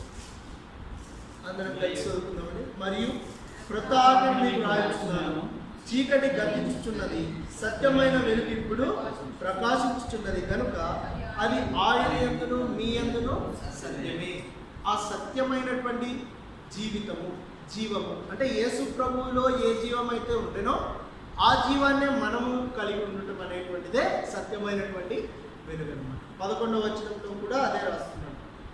10వ వచనంలో కూడా వెలుగులో ఉన్నానని చెప్పుకొంచు తన సహోదరుని ద్వేషించువాడు ఇప్పటి వరకును చీకటిలోనే ఉన్నాడు. తన సహోదరుని ప్రేమించువాడు వెలుగులో ఉన్నవాడు, అతని యందు అభ్యంతర కారణం ఏమీ లేదు. తన సహోదరుని ద్వేషించువాడు చీకటిలో ఉండి చీకటిలో నడుచుచున్నాడు. చీకటి అతని కన్నుల గుడ్డితనం కలుగజేసిన కనుక తాను ఎక్కడికి పోతున్నాడో అతనికి తెలియదు. కాబట్టి చీకటి జీవితం ఏంటంటే ఎక్కడికి వెళ్తున్నాడో ఏం చేస్తున్నాడో తెలియనటువంటి జీవితం. అయితే వెలుగులో జీవించేటువంటి జీవితం ఏంటంటే మనం ఎందుకు చేస్తున్నామో ఏం చేస్తున్నామో అనేది మనకు తెలుస్తుంది. కాబట్టి ఇక్కడ 3 రకాలైనటువంటి బయలుపరుపులు ఉన్నాయి.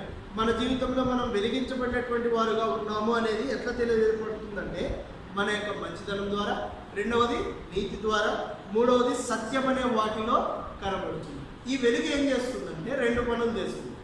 ఒకటి ఖండిస్తుంది, రెండవది ప్రత్యక్షపరుస్తుంది. ఇవి 2 కూడా ఒక విశ్వాస జీవితంలో అవసరం. ఫస్ట్ పని మనం బాగా చేస్తాం. ఏం పని? అది ఖండించే పని. ఎవరైనా మనం ఖండించగలుగుతాం. కానీ ఆ ఒక్క విషయంలో, ఏ విషయంలో అయితే మనం ఖండిస్తున్నామో ఒక వ్యక్తిని కానీ లేకపోతే ఒక విమర్శ కానీ మనం చేసినప్పుడు ఆ ఖండించినటువంటి విషయంలో మనం ఎట్లా కనబడుతున్నాము అనేది కూడా ఏం చేస్తుంది? వెలుగు ప్రత్యక్షపరిచేదిగా ఉంటాము. కాబట్టి మనం విమర్శనాత్మకంగా ఉన్నప్పుడు మనం ఏం చేయాలంటే మనం ఖండించే విషయంలో మనం ఎట్లున్నామో చూసుకోవాలి. ఆ ఖండించినటువంటి విషయంలో మనం ఎట్లా కనబడుతున్నామో కూడా చూసుకోవాలి.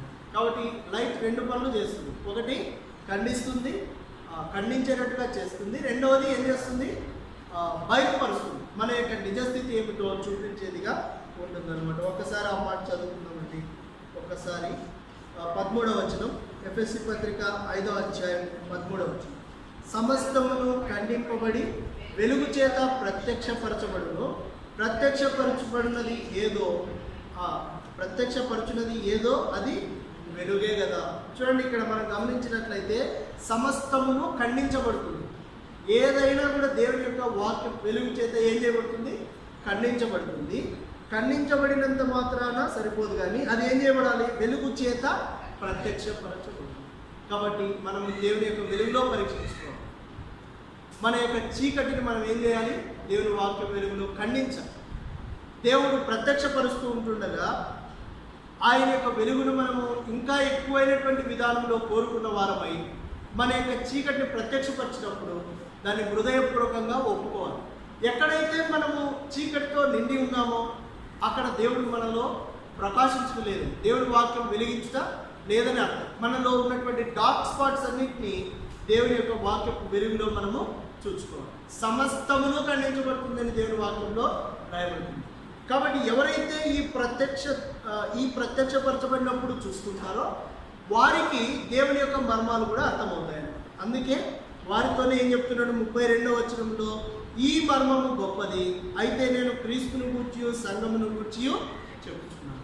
ఎవరైతే ఈ వెలుగు ద్వారా ఖండించబడినటువంటి అనుభవాల్లో ఉంటారో, ప్రత్యక్షపరచబడినప్పుడు లోటుపాటును గుర్తించేటువంటి వారుగా ఉంటారో, అప్పుడు దేవుని యొక్క మర్మాలను వారు తెలుసుకోగలిగినటువంటి వారుగా ఉంటారు. దేవుని వాక్యంలో రాయబడింది, యెహోవా మర్మం ఆయన భక్తులకు తెలిసే ఉన్నది. కాబట్టి ఆయన మర్మాలను మనం బయలుపరచాలంటే ముందు మన డార్క్ స్పాట్స్ అన్నీ పోవాలి. ఆయన ద్వారా మనము వెలిగించబడాలా, ఖండించబడాలి, ప్రత్యక్షపరచబడుతూ రావాలి. కాబట్టి 2వ ప్రశ్న కూడా మనము చూస్తూ వచ్చాం. దీనికి కూడా మనం జవాబు చెప్పాలి.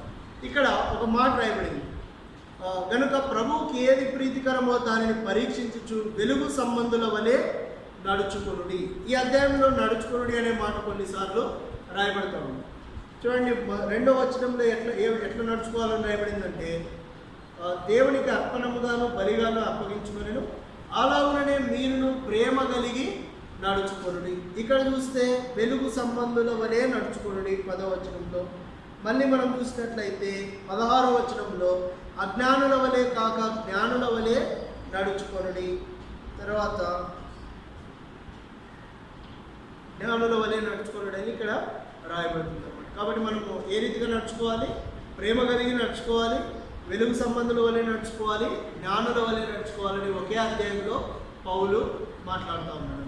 ఎఫెసీ పత్రికలో మనం ఎక్కడ కూర్చున్నాం అనేది రాయబడింది, మనం ఎక్కడ నడుచుకోవాలనేటువంటిది కూడా రాయబడింది. ఎక్కడ కూర్చొని ఉన్నాం? మనము పరలోక స్థలాల్లో మనం కూర్చొని ఉన్నాము. ఇప్పుడు నడుస్తూ ఉన్నాం. ఎక్కడ నడుస్తూ ఉన్నామనంటే ప్రేమలో నడుచుకుంటున్నాము, తర్వాత రెండవది వెలుగులో నడుచుకుంటున్నాము, మూడవది జ్ఞానము కలిగి నడుచుకునేటువంటి వారుగా ఉంటున్నాము. ఇవి పోస్టర్స్, క్రిస్టియన్ పోస్టర్స్. కూర్చోవడం గురించి ఉంటుంది, నడవడం గురించి ఉంటుంది, క్రైస్తవ జీవితంలో పరిగెత్తడం గురించి కూడా ఉంటుందన్నమాట. తర్వాత మనం గమనించినట్లయితే ఇక్కడ వెలుగు సంబంధుల వలె అని రాయబడింది. వెలుగు సంబంధుల వలె అంటే వెలుగు పిల్లల వలె నడుచుకోండి అని. ఇక్కడ పోలికలు కొన్ని ఉన్నట్లుగా కూడా మనము చూస్తాం. ఎఫెసీ పత్రిక 5వ అధ్యాయంలో కొన్ని పోలికలు కూడా ఉన్నాయి. ఎఫెసీ పత్రిక 5వ అధ్యాయం 1వ వచనం చూస్తే ప్రియులైన పిల్లల వలె, ఎట్లా? ప్రియులైన పిల్లల వలె దేవుని పోలి నడుచుకోండి. 2వ వచనంలో మనం చూస్తే దేవునికి అర్పణగాను బలిగాను అప్పగించుకున్నాడు, అలాగే మీరును ఎట్లా నడుచుకోవాలి? ప్రేమ కలిగి నడుచుకోండి. అంటే ఫస్ట్ ప్రియులైన పిల్లల్లా ఉండాలి. రెండవది యేసుక్రీస్తు ప్రభువారు ఎట్లా తను తాను అప్పగించుకున్నాడో అలాగే మీరు కూడా ప్రేమ కలిగి నడుచుకోండి. అది రెండవ పోలిక. మూడవది మనం ఇంతకుముందే చూసాము, వెలుగు పిల్లల వలె మనం ఉండాలి. ఇది మూడవ పోలిక. తర్వాత 4వది చూస్తే అజ్ఞానుల వలె కాక జ్ఞానుల వలె మనము నడుచుకోవాలి. తర్వాత 22వ వచనంలో చూస్తే ప్రభువునకు వలె మీ సొంత పురుషులకు లోబడి ఉండుడి. అంటే ప్రభువునకు లోబడినట్టే మీ సొంత పురుషులకు కూడా లోబడి ఉండాలని స్త్రీలకు అపోస్తులైన పౌలు చెప్తా ఉన్నాడు. అట్లాగే 23వ వచనంలో క్రీస్తు సంఘమునకు శిరస్సైనలాగున పురుషుడు భార్యకు శిరస్సై ఉన్నాడు. ఇక్కడ కూడా ఆ మాట రాయబడింది. క్రీస్తు సంఘమునకు శిరస్సై ఉన్నలాగున అంటే పోలుస్తూ ఉన్నాడు. అట్లనే పురుషుడు కూడా భార్యకి ఏమై ఉన్నాడు? శిరస్సై ఉన్నాడు. ఇంకో పోలిక మనం చూసినట్లయితే మీరును మీ భార్యను ప్రేమించుడి, అటువలే క్రీస్తు కూడా సంఘమును ప్రేమించి అని మనం చూస్తున్నాం. తర్వాత 28వ వచనంలో మనం గమనిస్తే పురుషులు కూడా తమ సొంత శరీరములను వలె. చూడండి ఎన్ని పోలికలు ఈ యొక్క అధ్యాయంలో రాయబడుతున్నాయో మనం గమనించవచ్చు. 30వ వచనంలో కూడా చూస్తే మనం క్రీస్తు శరీరమునకు అవయములై ఉన్నాము కనుక అలాగే క్రీస్తు కూడా సంఘమును పోషించి సంరక్షించుతున్నాడు. కాబట్టి మనం రెండవ ప్రశ్నగా ఏం చూస్తున్నామంటే, మొట్టమొదటి ప్రశ్న are you saved and sanctified, రక్షించబడి పరిశుద్ధంగా జీవిస్తున్నామా అనేది మొదటి ప్రశ్న. రెండవ ప్రశ్న మనం పరీక్షించుకోవడానికి ఏంటంటే, ప్రభువుకి ఏది ప్రీతికరమైందో పరీక్షించేటువంటి వారంగా మనం రెండవది పరీక్షించుకోవాల్సిన విషయం ఏంటంటే, నేను వెలుగుచున్నానా? Am I shining? నేను దేవుని కొరకు ప్రకాశించుచున్నానా? నా మంచితనం ద్వారా, నా నీతి ద్వారా, తర్వాత నాలో ఉన్నటువంటి సత్యము ద్వారా నేను ప్రకాశించేవాడనుగా ఉంటున్నాను. తర్వాత దేవుని వాక్యము నాలో ప్రత్యక్షపరిచే విషయాలు ఏమున్నాయి? ఆయన వాక్యము నన్ను ఖండించగలుగుతూ ఉందా? ఆయన వెలుగులో నేను ఖండించబడి ప్రత్యక్షత పొందుతూ ఉన్నానా? అట్లయితేనే మనం ఏం పొందుతామంటే దేవుని యొక్క నుండి అనేకమైనటువంటి సంగతులను, మర్మములను మనము తెలుసుకోగలుగుతాం. ఎందుకు ఈ విషయం అవసరం అని అంటే, ఎందుకు ఎప్పుడు ఒకటే వాక్యంలోనే మనం ఆరాధిస్తుంటాం, ఎప్పుడు ఒకటే వాక్యాన్ని బట్టే మనం ప్రార్థన చేస్తుంటామంటే ప్రత్యక్షతను ప్రభు దగ్గర నుంచి మనము పొందాం. కొత్త విషయాలు ఎక్కువ నేర్చుకోవాలి. కొత్త విషయాలు నేర్చుకోవాలంటే నూతనమైన విధానంలో వెలిగించబడుట అనేటువంటి అవసరం. మన ఆరాధన మారాలంటే, మన ప్రార్థన మారాలంటే, మన జీవితం మారాలంటే ఏం చేయబడాల్సిన అవసరం ఉన్నది? వెలిగించబడవలసినటువంటి అవసరత ఉంది. మూడవ ప్రశ్న ఏమిటి అని అంటే చూస్తాం, చూడండి. మూడవ ప్రశ్న ఎఫెసీ పత్రిక 5వ అధ్యాయము 18వ వచనం. అందరం కలిసి చదువుకుందాం. ఎఫెసీ పత్రిక 5వ అధ్యాయము 18వ వచనము అందరం కలిసి. మరియు మద్యముతో మత్తులై ఉన్నప్పుడు దానిలో దుర్వ్యాపారం కలదు, అయితే ఆత్మపూర్ణులై ఉండుడి. Are you spirit filled? నీవు ఆత్మ చేత నింపబడినటువంటి వ్యక్తిగా ఉన్నావా? ఇది మూడవ ప్రశ్న అన్నమాట. దీనికి కూడా మనం జవాబు చెప్పి పరీక్షించుకొని పాల్పొందేటువంటి వారుగా ఉండాలి ప్రభు యొక్క పనులు. మూడవ ప్రశ్న ఏంటంటే, నీవు దేవుని యొక్క ఆత్మ చేత నింపబడ్డావా? నింపబడకుండా నడపబడలేము. దేవుని ఆత్మ చేత నింపబడకుండా దేవుని యొక్క ఆత్మ చేత మనం ఏం చేయలేమో, పడలేమన్నమాట. ఏ విషయాల్లో మనం దేవుని యొక్క ఆత్మచేత నింపబడాలి? అసలు దేవుని ఆత్మచేత నింపబడుట అంటే అర్థం ఏంటి అని అంటే, దేవునికి పూర్తి కంట్రోల్ని మన జీవితంలో ఇవ్వాలి. అదే ఆత్మచేత నింపబడుట. పరిశుద్ధాత్మ దేవుడు మనలో స్థిర నివాసం చేయడానికి ఆయన వచ్చినాడు. మరణం వరకు ఆయన మనల్ని విడిచిపెట్టాడు. కాబట్టి లోపల నివసించేటువంటి పరిశుద్ధాత్మ దేవునికి మన యొక్క పూర్తి అధికారాన్ని దేవునికి ఇవ్వడమే ఏంటి చెప్పండి? ఆత్మచేత నింపబడి.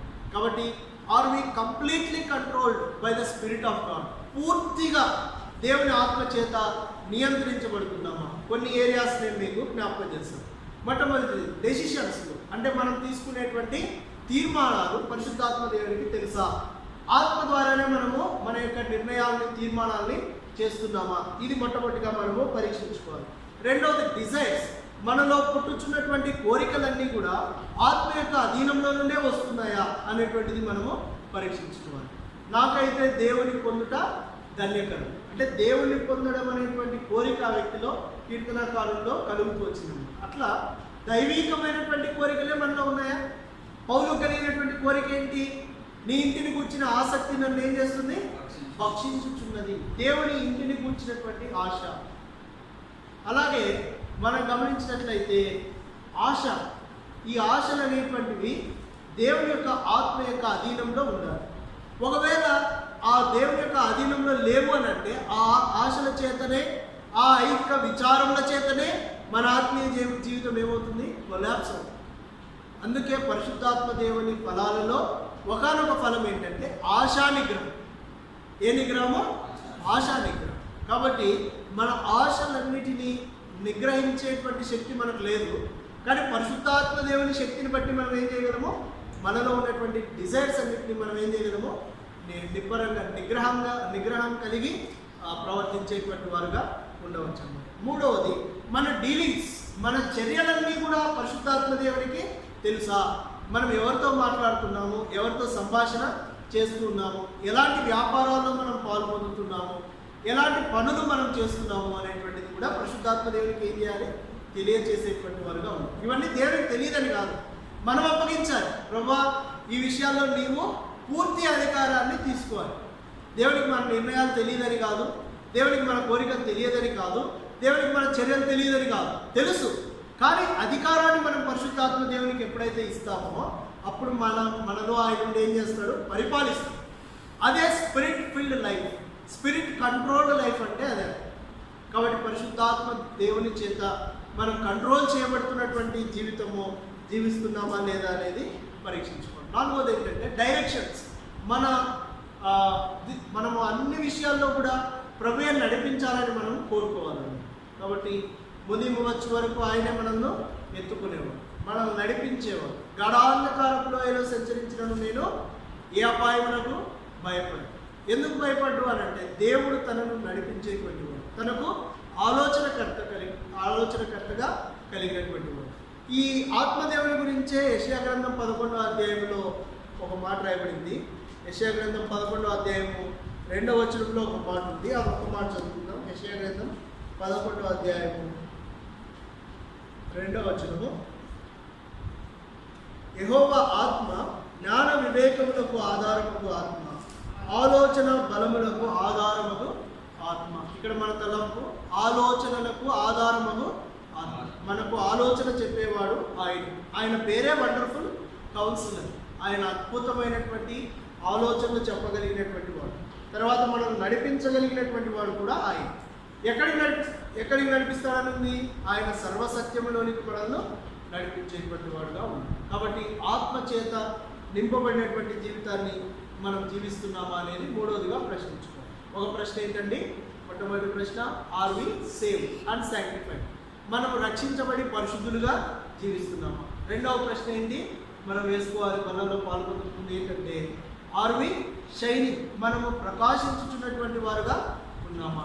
మూడవ ప్రశ్న ఏంటంటే, ఆర్ వి స్పిరిట్ ఫిల్? మనము ఆత్మచేత నింపబడినటువంటి వారుగా, నియంత్రించబడినటువంటి వారుగా, నడిపించబడుతున్నటువంటి వారుగా ఉన్నామా లేదా అనేటువంటిది పరీక్షించుకోవాలి. ఎందరైతే దేవుని ఆత్మచేత నడిపింపబడుతున్నో వారు దేవుని కుమారులు అనబడదు. అదే అధ్యాయంలో రాయబడింది, ఎవరిలోనైతే క్రీస్తు ఆత్మ లేదో వాడు ఆయన వాడు. కాబట్టి దేవుని ఆత్మ కలిగినటువంటి వారుగా దేవుని ఆత్మ అధికారానికి మన పూర్తి జీవితాన్ని సమర్పించినటువంటి వారిలో ఉండి ఆయన ద్వారా నియంత్రించబడి నడిపించబడాలని దేవుని యొక్క ఉద్దేశం. 4వ ప్రశ్నకి వెళ్ళిపోదాము. 4వ ప్రశ్న ఎఫెసీ పత్రిక 5వ అధ్యాయము. ఎఫెసీ పత్రిక 5వ అధ్యాయము 22వ వచనము అందరం కలిసి చదువుకుందాము. ఎఫెసీ పత్రిక 5వ అధ్యాయము. స్త్రీలారా ప్రభువునకు వలె మీ సొంత పురుషులకు లోబడి ఉండుడి. తర్వాత 21వ వచనం కూడా క్రీస్తునందలి భయంతో ఒకరికొకడు లోబడి ఉండుడి. తర్వాత 24వ వచనం కూడా సంఘము క్రీస్తునకు లోబడినట్టుగా భార్యలు కూడా ప్రతి విషయంలో తమ పురుషులకు లోబడవలెను. 4వ ప్రశ్న ఏంటంటే మనం వేసుకోవాల్సింది, ఆర్ వి సబ్మిసివ్? మనము లోపరుచుకునేటువంటి వారుగా ఉంటున్నాము. ఎవరికి లోబడాలి? మనం అసలు ఎందుకు లోబడాలి అనేటువంటి ప్రశ్న మనకు వస్తుంది. ఎందుకు లోబడాలంటే ప్రభువే ఈ లోకంలో ఎట్లా జీవించాడు? దేవునికి లోబడినటువంటి వాడుగా విధేయుడిగా ఈ లోకంలో జీవించింది. దేని కొరకు తను తాను అప్పగించుకున్నాడంటే దాని కొరకు ఇక్కడ రాయబడింది. దాని కొరకు అంటే సంఘం కొరకు దేవుడు తన ప్రేమ చూపి తన సంపూర్ణమైనటువంటి త్యాగం సిలువలో చేసి ఆయన కార్చినటువంటి అమూల్యమైన స్వరక్తం చేత సంపాదించుకున్నాడు. ఇప్పుడు దాన్ని ఏం చేస్తున్నాడు? పరిశుద్ధపరిచేటువంటి పనిలో ఉన్నాడు. దేవుడికి ఇంపార్టెంట్ థింగ్ ఏదైనా ఉందా ఈ ప్రపంచం అంతట్లో అంటే అది సంఘమే. నీవు నేనే. నీకంటే నాకంటే దేవునికి ప్రశస్తమైనది ఇంకోటి ఏది కూడా లేదు. ఎందుకంటే మనం 2 విధాలా దేవుని సొత్తు. ఒకటి సృష్టించబడినప్పుడు దేవుని సొత్తు, తర్వాత రక్షించబడినప్పుడు కూడా మనం ఏమైనా దేవుని సొత్తుగా చేయడం.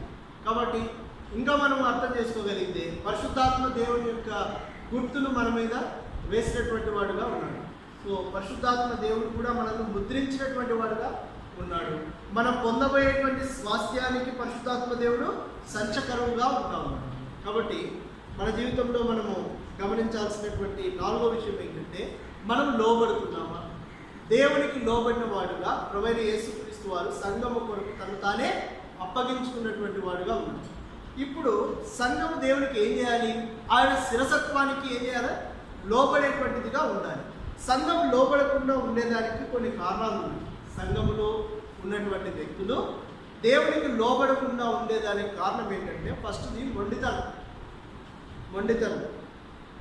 నేనేం చెప్తే అదే జరగాలి అనేటువంటి మొండితనం. దీని ద్వారా ప్రభుకి ఏం చేయలేము? మనము అప్పగించుకోలేము. ఇంతకుముందే పాయింట్ 3లో మనకు క్లియర్ అయిపోయింది. మన జీవితంలో మన ఆలోచన ప్రకారం అంటూ మనము నడుచుకునేవారుగా ఉండకూడదు. దేవుని ఆలోచన ఏంటో ఆలోచన ప్రకారమే దేవుని యొక్క బలంతో మనం నియంత్రించబడుతూ నడిపించబడాలి. క్రైస్తవ జీవితం అనేది ఆషామాషిగా సొంతంగా అలవాటుగా ఏదో మనం నేర్చుకున్న పద్ధతుల ప్రకారం నడుచుకుంటూ పోయేది కాదు. ఇది దేవుని ద్వారా నియంత్రించబడేటువంటి క్రైస్తవ జీవితము. దీంట్లో మనము ప్రభువుకు లోబడాలంటే మనలో ఉన్న మొండితనం ఏమవ్వాలి? పూర్తిగా తొలగించబడాలన్నమాట. రెండవది, నేను చెప్పినట్లే చేయాలి, నేను ఎవరు చెప్పినట్లు చేయను. ఇదేంటంటే స్వార్థం, స్వయం. ఇది కూడా మనం లోబడకపోవడానికి గల కాదు. ఫస్ట్ ఏంటంటే మనలో ఉన్నటువంటి మొండితనం, రెండవది స్వార్థము, మూడవది చూసినట్లయితే ఊరికే విశ్వాసం లేకుండా ఫలితాలని ఆశించడం. దేవుని మీద విశ్వాసం ఉంచమని ఒక పక్క మనం కోరబడుతున్నప్పుడు విశ్వాసం ఉంచకుండా ఫలితాన్ని ఆశించడం. ఆయన సబ్జెక్షన్ కిందికి వస్తేనే కొన్ని రిజల్ట్స్ వస్తాయి. ఏ రిజల్ట్స్ అయినా రావాలంటే ఎక్కడికి రావాలి? మనము యేసు ప్రభు యొక్క శిరసత్వం కిందికి రావాలి. అక్కడికి మనం విశ్వాసం ఉంచము, కానీ ఏం ఆశిస్తాము? ఫలితాలను ఆశించేటువంటి వారుగా ఉంటాము. దీన్ని ఏమంటారంటే సోమరితనం అంటారు. దేవునికి అప్పగించుకోకపోవడం గర్వం అంటారు. కాబట్టి మన జీవితాల్లో మొండితనాన్ని తొలగించుకోవాలి, రెండవది స్వార్థాన్ని తొలగించుకోవాలి, మూడవది గర్వమును కూడా తొలగించుకునేటువంటి వారుగా ఉండాలి. నాలుగవది ఏంటంటే ఒక విశ్వాసి తన యొక్క జీవితంలో ఎట్లున్నాడు, సబ్మిసివ్గా ఉన్నాడా లేదా అనేది ఎట్లా తెలుస్తుందంటే ఆ వ్యక్తి తన రక్షణని ఎట్లా కాపాడుకుంటున్నాడు అనేది ఒక టెస్ట్ పెట్టవచ్చు. రెండవది దేవుని మందిరానికి, దేవుని ఇంటికి, దేవుని ప్రజలకు పరిచర్య చేసే విషయంలో ఎట్లా ఉంటున్నాడు. రెండవది ఏంటంటే శాంక్చురీ లైఫ్, మూడోది ఏంటంటే సర్వీస్ లైఫ్. తన యొక్క ఉద్యోగ జీవితంలో కావచ్చు, మందిరంలో చేసేటువంటి పరిచర్యలో కావచ్చు, ఏ విధంగా నమ్మకస్తుడుగా ఉన్నాడు, ఒక వ్యక్తి లోబడుతున్నాడా లేదా అనేది ఎట్లా తెలుస్తుంది? రక్షణని ఎట్లా కొనసాగిస్తున్నాడు అనే దాంట్లో, దేవుని మందిరాన్ని, దేవుని ప్రజలను ఎట్లా ట్రీట్ చేస్తున్నాడు అనే విషయంలో కనపడుతుంది. మూడవది ఏంటంటే తన సేవ ఎట్లా చేస్తున్నాడు, ఒకరికొకరు లోబడి ఉండమని ఇక్కడ రాయబడుతుంది. మనము ఒకరికొకరు లోబడినటువంటి వారుగా ఉంటున్నామా లేదనేది మనం పరీక్షించుకోవాలి. కాబట్టి ఇంకా మనం చూసినట్లయితే సాల్వేషన్, శాంక్చురీ అండ్ సర్వీస్ అంటారు. అంటే రక్షణలోను, తర్వాత మందిరంను ప్రేమించే విషయంలో, విశ్వాసాన్ని ప్రేమించే విషయంలో, మూడవది సేవ చేసే విషయం. ఈ మూడు విషయాల్లో ఏం కనపడుతుంది? ఒక వ్యక్తి దేవునికి లోబడుతున్నాడా లేదు. ఇప్పుడు చూడండి, నేను దేవునికి లోబడకుండా కూడా పోయి నేనేం చేయొచ్చు? ఉద్యోగాన్ని చేయొచ్చు. ఇప్పుడు నా ఉద్యోగంలో నేను ఫలవంతంగా ఉండాలంటే ఏం చేయాలి? నేను దేవుని యొక్క శిరసత్వానికి మందిరంలోనే కాదు, బయట ఇంటిలో కూడా నేను లోబడేటువంటి వాడుగా ఉండాలి. కానీ విచిత్రం ఏంటంటే లోకంలో ఉన్నటువంటి అన్ని వ్యవస్థలకు లోబర్చుకోవడం అనేటువంటిది విశ్వాసులకు పాసిబుల్ అవుతుంది, కానీ దేవునికి లోబర్చుకోవడం అనేటువంటిది పాసిబుల్ కావడం లేదు. ఎందుకనంటే దేవుని యొక్క అధికారాన్ని, దేవుడు నియమించినటువంటి అధికారాన్ని పదే పదే ప్రశ్నించేటువంటి వారుగా ఉంటున్నారు. ఇట్లే చేయాలా, మీరే చేయాలా, ఇంకెవరు చేయకూడదా అనేటువంటి ప్రశ్నలు ఎక్కడి నుంచి వస్తున్నాయి ఇవన్నీ అని అంటే, దేవుని యొక్క శిరసత్వాన్ని వాళ్ళు ఏం చేయడం లేదు, నమ్మడం లేదు.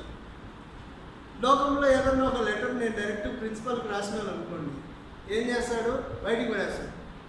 Go and come through proper channel అంటే ఎట్లా రావాలి? ప్రాపర్ ఛానల్ ద్వారా నేను అప్రోచ్ కావాలి. ఈ లోకంలో ఒక అధికారిని అప్రోచ్ అవ్వడానికే ఎట్లా రమ్మంటారు? త్రూ ప్రాపర్ ఛానల్ రావాలి. వాళ్ళతో సిగ్నేచర్స్ అన్నీ చేయించుకొని అప్పుడు పైకి పోవాలి. అంటే పై అధికారి దగ్గరికి వెళ్ళేటప్పుడు అవన్నీ ఫాలో కావాలి. కానీ మనకు అట్లేం లేదు. సంఘంలో ఎవరంటే వాళ్ళు, ఎవరినంటే వాళ్ళని ఏదైనా ప్రశ్నించవచ్చు. ఇట్లా అయిపోయింది పరిస్థితి. ఇది దేవుడు ఆశించుతున్నటువంటి విషయము ఎంత మాత్రం కూడా కాదు. దేవుడికి లోబడాలి, ఆయన శిరసత్వానికి అప్పగించుకోవాలి. అక్కడే ఆశీర్వాదం, అక్కడే సంపూర్ణ జీవం అని 133వ కీర్తనలో రాయబడింది. కాబట్టి ఆయన శిరస్వత్వంలో మనం ఉన్నట్లయితే అప్పుడు సర్వ శరీరం కూడా తన పరిమాణం చొప్పున ఏం చేయగలుగుతుంది? ఒక్కొక్క అవయవం కూడా పని చేయగలుగుతుంది.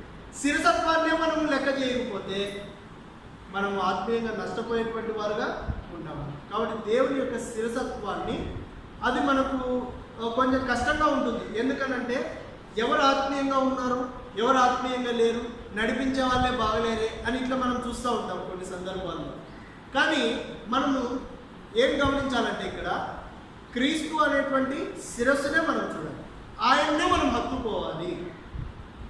కాబట్టి దేవుడు నియమించినటువంటి అధికారము ఎట్లున్నప్పటికీ కూడా మన శిరస్సును మనం హత్తుకునేటువంటి వారుగా ఉండి మనం జీవించాలని దేవుని వాక్యం ద్వారా కోరబడుతున్నాం. తర్వాత చివరిది ఏంటంటే అన్నిటికీ కారణము ప్రజలని నిందించడం.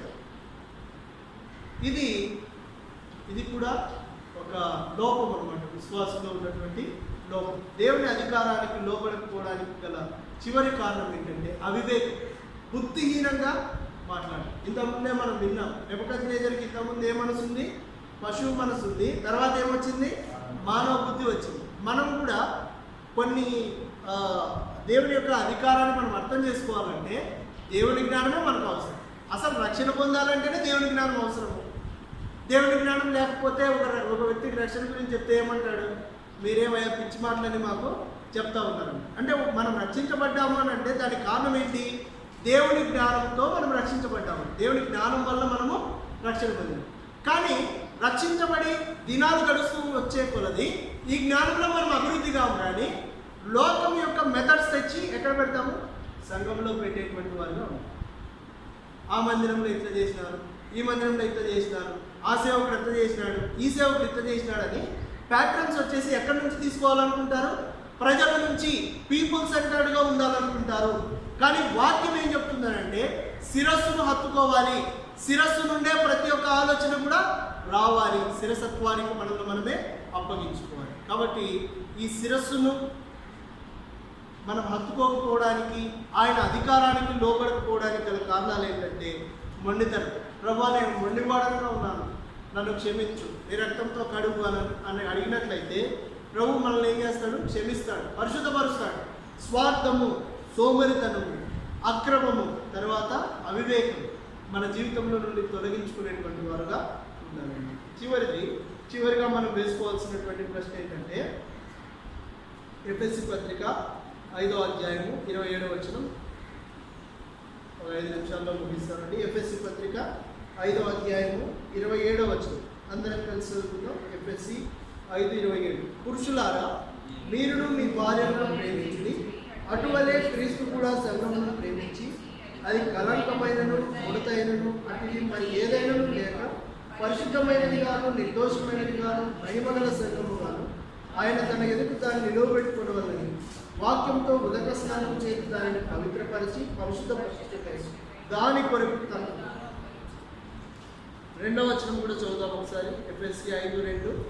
క్రీస్తు మిమ్మును ప్రేమించి పరిమళ వాసనగా ఉండుటకు మన కొరకు తన్ను తాను దేవునికి అర్పణముగాను బలిగాను అప్పగించుకొనెను. అలాగుననే మీరును ప్రేమ కలిగి నడుచుకొనుడి. అలాగుననే మీరును ప్రేమ కలిగి నడుచుకొనుడి. Are we sacrificial? మనము సమర్పణ కలిగినటువంటి వారంగా, త్యాగపూరితమైనటువంటి వారంగా మనము ఉంటున్నామా లేదా అనేది మనం పరీక్షించుకోవాలి. రక్షించబడినామా అనేది ఎట్లా తెలుస్తుందని చెప్పుకున్నాము? పరిశుద్ధమైనటువంటి జీవితం ద్వారా. ప్రకాశిస్తున్నాం అనేది ఎట్లా తెలుస్తుందని చెప్పుకున్నాము? మనం మంచితనం ద్వారా, నీతితో చేసే క్రియల ద్వారా, తర్వాత సత్యము ద్వారా. 3వది ఆత్మచేత నింపబడిన వారు మనం ఎట్లా తెలుస్తుందని చెప్పుకున్నాం మనము అని అంటే, ఆత్మదేవునికి సంపూర్ణమైనటువంటి అధికారాన్ని మన జీవితంలో ఇవ్వడం ద్వారా. 4వది దేవునికి పూర్తిగా అప్పగించుకున్న వారు మనం ఎప్పుడవుతాము అని అంటే, ఎప్పుడవుతాము? మనలో మొండితనము, స్వార్థము, సోమరితనము, అక్రమము, తర్వాత మనలో ఉన్నటువంటి అవివేకం పూర్తిగా తీసివేయబడినప్పుడు మనము దేవునికి నిజంగా అప్పగించుకున్నటువంటి వారంగా ఉండగలము. చివరిది ఏంటంటే, ఆర్వి సాక్రిఫిషియల్? మనము సమర్పించుకున్నటువంటి వారంగా, అప్పగించుకున్నటువంటి వారంగా ఉన్నామా లేదా? దేన్ని బట్టి ఇది దేంట్లో కనపడుతుంది ఇది అని అంటే, ప్రేమలో కనపడుతుంది. యేసుక్రీస్తు ప్రభు వారు అర్పణగాను బలిగాను అర్పించుకున్నాడు. దానికి కారణం ఏంటి? ఆయనకున్నటువంటి ప్రేమ. మనల్ని పరిశుద్ధపరుస్తున్నాడు, కారణం ఏంటి? ప్రేమ. మనల్ని ప్రేమించమని కోరుతున్నాడు, కారణం ఏమిటి? ఆయన మనల్ని ప్రేమించాడు కాబట్టి ప్రేమ అనేటువంటిది విశ్వాసుల యొక్క జీవితాల్లో క్రియాశీలక పాత్ర పోషించాలన్నమాట. ప్రేమ లేని వాడనైతే నేను వెంటుడను. ప్రేమ ఎలాంటిది? మరణమంత బలమైనది. కాబట్టి అంత శాశ్వతమైనటువంటి ప్రేమతో ప్రేమిస్తున్నటువంటి ప్రభువు, అంతం వరకు ప్రేమించేటువంటి ప్రభువు మనల్ని కూడా ఎట్లా ఉండమంటున్నాడు? ప్రేమ కలిగి ఉండాలి. మీరు ఒకరినొకరు ఏం చేయాలి? ప్రేమించాలి అని కోరుతున్నాడు అనమాట. దేవుడు ప్రేమ కలిగిన వాడు. మనం ప్రేమ కలిగిన వారుగా ఉన్నామా లేదా అనేటువంటిది కూడా పరీక్షించుకోవాలి. ఇక్కడ ఒక ఎగ్జాంపుల్ చెప్పాడు. ఏమిటా ఎగ్జాంపుల్ అంటే, మ్యారేజ్ ఎగ్జాంపుల్. ఇంతకంటే అద్భుతమైన పిక్చర్ పౌలుకి ఏమీ కూడా దొరకలేదు. వైవాహిక జీవితం ద్వారా దేవుని ప్రేమను తెలియపరుస్తున్నాడు. క్రీస్తు సంఘమును ప్రేమించినట్లుగా భర్త ఏం చేయాలి? భార్యను ప్రేమించాలని రాయబడుతుంది. నేనేం మళ్ళీ పెళ్లి వరకు మనం చెప్పుకోవట్లేదు. ఎందుకనంటే ఈ యొక్క ప్రేమ అనేటువంటిది ఎంత గొప్పది అని అంటే, క్రీస్తుకు సంఘానికి ఉన్న ప్రేమ, తర్వాత భార్యాభర్తల మధ్య ఉన్నటువంటి ప్రేమ, అలాగే ఒక వ్యక్తికి మరొక విశ్వాసికి ఉండవలసినటువంటి ప్రేమ అనేటువంటిది దైవికమైనది. ఇది పౌలు చెప్పదలుచుకుంది. Love is divine. ఈ ప్రేమ ఎక్కడి నుంచి వచ్చేది? దేవుని వద్ద నుండి వచ్చేటువంటి ప్రేమ, దేవునిలో పుట్టినటువంటి ప్రేమ. ప్రేమ తత్వమే దేవుడు. ప్రేమ అనేటువంటిది దేవుని వద్ద నుండే ఆరంభమవుతుంది. ఒక వ్యక్తి మరొక వ్యక్తిని ప్రేమించాలంటే ఏం చేయబడాలా? ముందు ప్రిపేర్ చేయబడాలి. ఎవరి ద్వారా? దేవుని యొక్క ప్రేమ ద్వారా సిద్ధపరచుకోవాలి తను తాను. నేను ఆ వ్యక్తిని, ఫలానా వ్యక్తిని ప్రేమించలేకపోతున్నాను, ప్రేమించాను. ఎందుకంటే అక్రమం విస్తరించుట చేత అనేకుల ప్రేమ ఏమవుతుంది? చల్లారి. కాబట్టి మనలో ఉన్నటువంటి ప్రీ సపోజిషన్స్, అంటే ముందే అనుకునే విషయాల ద్వారా, లేకపోతే కన్ఫ్యూజన్స్ ద్వారా, లేకపోతే కొన్నిసార్లు అపార్థాలు, మిస్అండర్స్టాండింగ్స్ ద్వారా ఈ ప్రేమ ఏమవుతుంది? చల్లారిపోతుంది. గ్యాప్ వచ్చేస్తుంది ప్రజల మధ్యలో. ఆ గ్యాప్ పూర్తిగా ఛేదించబడాలి, కొట్టివేయబడాలంటే ఏం కోరుకోవాలి మనము? ప్రభా, ప్రేమ నీది. Love is divine and God is love. Bible చెప్పేది అదే. దేవుడు ఏమైనాడు? ప్రేమ అయి ఉన్నాడు. ప్రభువా నీ ప్రేమనే నాకు దయచేయి. ఈ ప్రేమ కొన్ని లెవెల్స్లో పోతుంది అనమాట. ఫస్ట్ ఎట్లా ఉంటుందంటే హృదయాల్లో ఉంటుంది ప్రేమ. ఎక్కడ ఉంటుంది? హృదయాల్లో. ఎవరు ఇస్తున్నారు ఈ ప్రేమను హృదయాల్లో అని అంటే రోమపత్రికలో రాయబడింది, పరిశుద్ధాత్మ దేవుడు మన హృదయాల్లో దేవుడు ఏం చేస్తున్నాడు? కుమ్మరిస్తున్నాడు అని రాయబడింది. హృదయాల్లో ఉన్నటువంటి ప్రేమ ఇప్పుడు మాటలకు వస్తుంది. మాటల ద్వారా కూడా మనం ప్రేమను బయలుపరచవలసినటువంటి వారుగా ఉన్నాము. అందుకే ఎఫెసీ పత్రిక 4:15లో రాయబడింది, ప్రేమ కలిగి సత్యము చెప్పుచు. అంటే ప్రేమ లేకుండా కూడా ఏం చేయొచ్చు? మాట్లాడవచ్చు. ప్రేమ లేకుండా ఉండేటువంటి వాళ్ళు ఏం చెప్తారని అర్థం? అప్పుడు అబద్ధాలు చెప్తారని అర్థం. ప్రేమ కలిగిన వారు ఏం చెప్తారు? సత్యమే చెప్తారు. కాబట్టి ప్రేమ కలిగినటువంటి వారుగా మనము ఉండాలి. ఫస్ట్ హృదయాల్లో ఉన్నటువంటి ప్రేమ ఎక్కడికి వస్తుంది? మాటలకు వస్తుంది. మాటల్లో ఉన్నటువంటి ప్రేమ యాక్షన్స్కి వస్తుంది. అంటే క్రియారూపకమైనటువంటి జీవితం. నేను నిన్ను ప్రేమిస్తున్నానని చెప్పి డిజానర్ చేస్తున్నాను అనుకో, డిస్రిగార్డ్ చేస్తున్నాను అనుకోండి, అది ప్రేమించినంత. ఒక వ్యక్తిని ప్రేమిస్తున్నాము అని అంటే we have to see that person at is utmost dignity.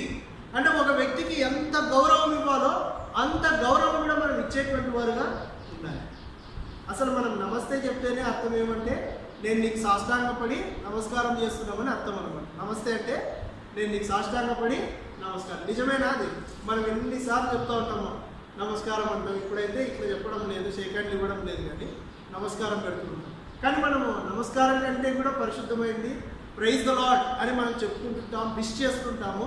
కానీ దాంట్లో ప్రేమ ఉన్నదా అనేటువంటిది మనము పరీక్షించుకోవాలి. మన క్రియల్లో ఏముండాలి? ప్రేమ ఉంది. In our actions also. అందుకే అపోస్తలుడైన పౌలు ఏమన్నాడంటే ప్రేమతో కూడిన మీ ప్రయాస. మనం ప్రయాసపడుతున్నామా ప్రేమతో అనేది కూడా మనము పరీక్షించుకోవాలని. తర్వాత మనం ఇంకా ఈ ప్రేమను గురించి గమనిస్తే ఇప్పుడు హృదయాల్లో ఉన్న ప్రేమ మాటల్లోకి వచ్చింది. మాటల్లో ఉన్న ప్రేమ ఎక్కడికి వచ్చింది? క్రియల్లోకి వచ్చింది. క్రియల్లో ఉన్న ప్రేమ ఒక వ్యక్తి స్థానాన్ని ఇంకొక వ్యక్తి తీసుకునేటువంటి పరిస్థితుల్లోకి వస్తుంది. అంటే సబ్స్టిట్యూట్ చేస్తుంది. సహోదరుడా నువ్వు ఈ పని చేయలేకపోతున్నావు, కానీ నేను నీకు బదులుగా చేతున్నా అని అడిగేటువంటి ప్రేమ ఈ ప్రేమ. దేవుని యొక్క ప్రేమ, అగపే ప్రేమ ఎలాంటిదంటే సబ్స్టిట్యూషనరీ. దేవుడు మన పాపముల కొరకు ఎట్లా చనిపోయినాడు? సబ్స్టిట్యూషనరీ అటోన్మెంట్ డెత్ అనమాట. అంటే మన కొరకు మనకు బదులుగా ఆయన ప్రాయశ్చిత్తార్థమైనటువంటి మరణాన్ని పొందినాడు. మనం పొందవలసిన దెబ్బలు యేసుక్రీస్తు వారు పొందినాడు. అంటే మన స్థానాన్ని వహించినాడు. అది ప్రేమ. ఇతరుల యొక్క స్థానాన్ని కూడా మనం వహించేటువంటి వారుగా ఉండాలి. అవసరాన్ని బట్టి, శ్రమలను బట్టి, ఇబ్బందులను బట్టి, ఆయా బ్యాడ్ సిచ్యువేషన్స్లో విశ్వాసులు వెళ్తూ ఉన్నప్పుడు వాళ్ళ స్థితిలోకి మనం వెళ్ళడం, అక్కడ నిలవబడ్డం అనేటువంటిది ఎంతైనా అవసరం. తర్వాత ఇంకా పంచుకునే విషయాల్లో కూడా వెళ్తుంది ప్రేమ. నా దగ్గర ఉన్నది నీకు కూడా నేను ఏం చేస్తా? ఇస్తాను. ఆ దినాల్లో అపోస్తలుల సంఘం ఎట్లా ఉన్నదంటే తమకు కలిగిన వాటిని ఎట్లా పంచుకున్నారో సమిష్టిగా పంచుకున్నారు. ఈ దినాల్లో మనం ఎవరు కూడా పంచుకునేటువంటి స్థితిలో లేవు. No sharing. లాస్ట్ స్టేజ్ ఏంటంటే సాక్రిఫిషియల్. నాకొద్దు నువ్వే తీసుకో అని చెప్పేటువంటి స్థితి. ఇవన్నీ కూడా ప్రేమలో ఉండేటువంటి స్టేజెస్ అన్నమాట. కాబట్టి మనం పరీక్షించుకోవాలి. ఈ ప్రేమ విషయంలో మనము చాలా చాలా తక్కువ పడినటువంటి వారుగా ఉన్నాం. అందుకే ఒక ఎగ్జాంపుల్ చెప్పాడు. దానికి ముందుగా ప్రభువైనటువంటి యేసుక్రీస్తు ప్రభువారి యొక్క అర్పణను బలిని జ్ఞాపకం చేశాడు. వివాహం అనేటువంటి ఎగ్జాంపుల్ తీసుకొని క్రీస్తు సంఘమును ప్రేమించినట్టుగా భార్యాభర్తల మధ్య ఆ ప్రేమ ఉండాలి. తర్వాత సంఘంలో చేరి వచ్చేటువంటి ప్రతి అవయవంతో కూడా మనం ఎట్లా నడుచుకోవాలి? ప్రేమ కలిగి నడుచుకునేటువంటి వారుగా ఉండాలి. ఆయా స్టేజ్ల్లో మన యొక్క ప్రేమ ఇంప్రూవ్ అవుతుందా? అభివృద్ధి అవుతుందా? ఊరికే హృదయంలో ఆగిపోతుందా? మాటలు చెప్పి ఆగిపోతున్నామా? ఇతరుల స్థానాన్ని మనం తీసుకోవడానికి సిద్ధపడుతున్నామా? మనకున్నవి పంచుకోవడానికి ఇష్టపడుతున్నామా? అసలు నీకు వద్దు, నాకు అవసరమే లేదు, ఇది నువ్వు తీసుకో అని మనం చెప్పగలిగేటువంటి స్థితిలో ఉంటున్నామా? అంత సమర్పణతో కూడినదిగా మన ప్రేమ ఉందా? యేసుక్రీస్తు ప్రభువారు దేవదూతల మహిమను, సింహాసనాన్ని, దేవునితో ఉండుట విడిచిపెట్టకూడని భాగ్యమని ఎంచుకొనలేదు. తగ్గించుకున్నాడు, అన్నిటినీ విడిచిపెట్టాడు. త్యాగపూరితంగా మనల్ని ప్రేమించి ఆయన ఈ లోకానికి వచ్చినాడు. మనం ఏం చేస్తామంటే మంచి వాళ్ళైతే ప్రేమిస్తాం, నీతిమంతులైతే మనము ప్రేమిస్తాము. ఇదే స్టాండర్డ్ మనకు. ఏంటంటే నాలాగా ఉంటే నేను ప్రేమిస్తాను, నాలాగా లేకపోతే నేను అసలు ప్రేమించలేను. ఎందుకనంటే రోమపత్రికలో ఒక మాట రాయండి, పాపులమై ఉండగానే, భక్తిహీనులమై ఉండగానే క్రీస్తు మన కొరకు చనిపోయినాడు. ఏం చేసి చనిపోయినాడు? ఆయన ముందుగా మనం ప్రేమించినాడు. మనం ప్రేమించి మన కొరకు తన ప్రాణమును పెట్టినటువంటి వాడు. ఈ ప్రేమ మనలో ఉందా? ఈ దైవీకమైనటువంటి ప్రేమ, ఈ అగపే ప్రేమ, వద్దనుకునే ఈ యొక్క పంచుకునేటువంటి ప్రేమ, ఇతరుల స్థానాన్ని వహించగలిగినటువంటి ప్రేమ మనలో ఉందా? మనం సమర్పణ కలిగిన వారము అని చెప్పుకోవాలంటే దానికి రుజువేంటి? ప్రేమ కలిగి. కాబట్టి ఒక్కసారి 5 ప్రశ్నలు ఒకసారి జ్ఞాపకం చేసుకుని బలలో పాల్గొందాం. 1, నేను రక్షించబడ్డాను అనే దానికి గుర్తేంటి చెప్పండి? పరిశుద్ధమైన జీవితము జీవిస్తున్నాను. 2వది, నేను ప్రకాశిస్తున్నాను అనే దానికి గుర్తేమిటి?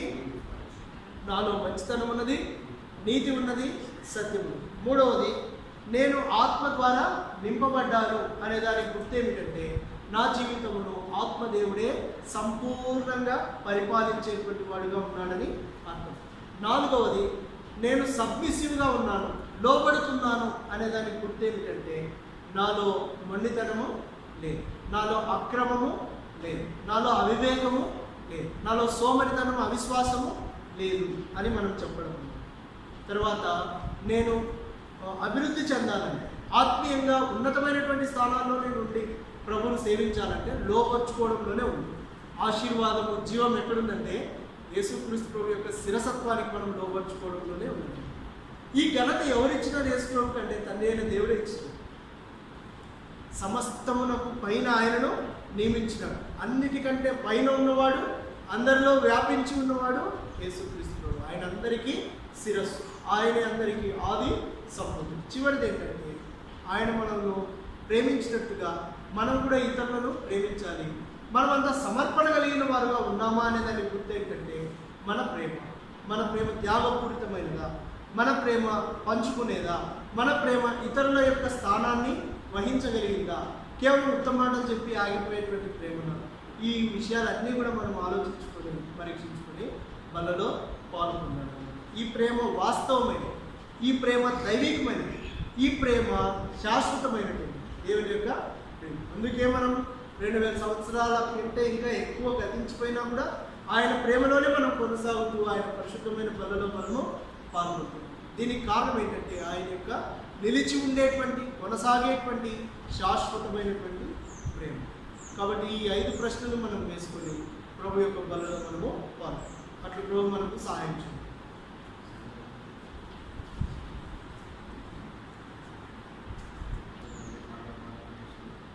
సహాయం చేసేవారు, ఆదరణ సహాయం చేసేవారు, ఆదరించే సహాయం చేసేవారు, బలవర్తనం ఉన్నాయి విషయాలు జ్ఞాపకం చేసేవారు. మీ యొక్క శరీరం రక్తం కాపక్షంలో పరీక్షించుకుని పాల్గొనడం సమయాన్ని ఆచరిస్తుంది. ఏదైనా తండ్రి ప్రపంచంలో విశ్వాసంలో ఇందులోనే మిమ్మల్ని ఆదరిస్తూ ఉన్నారు.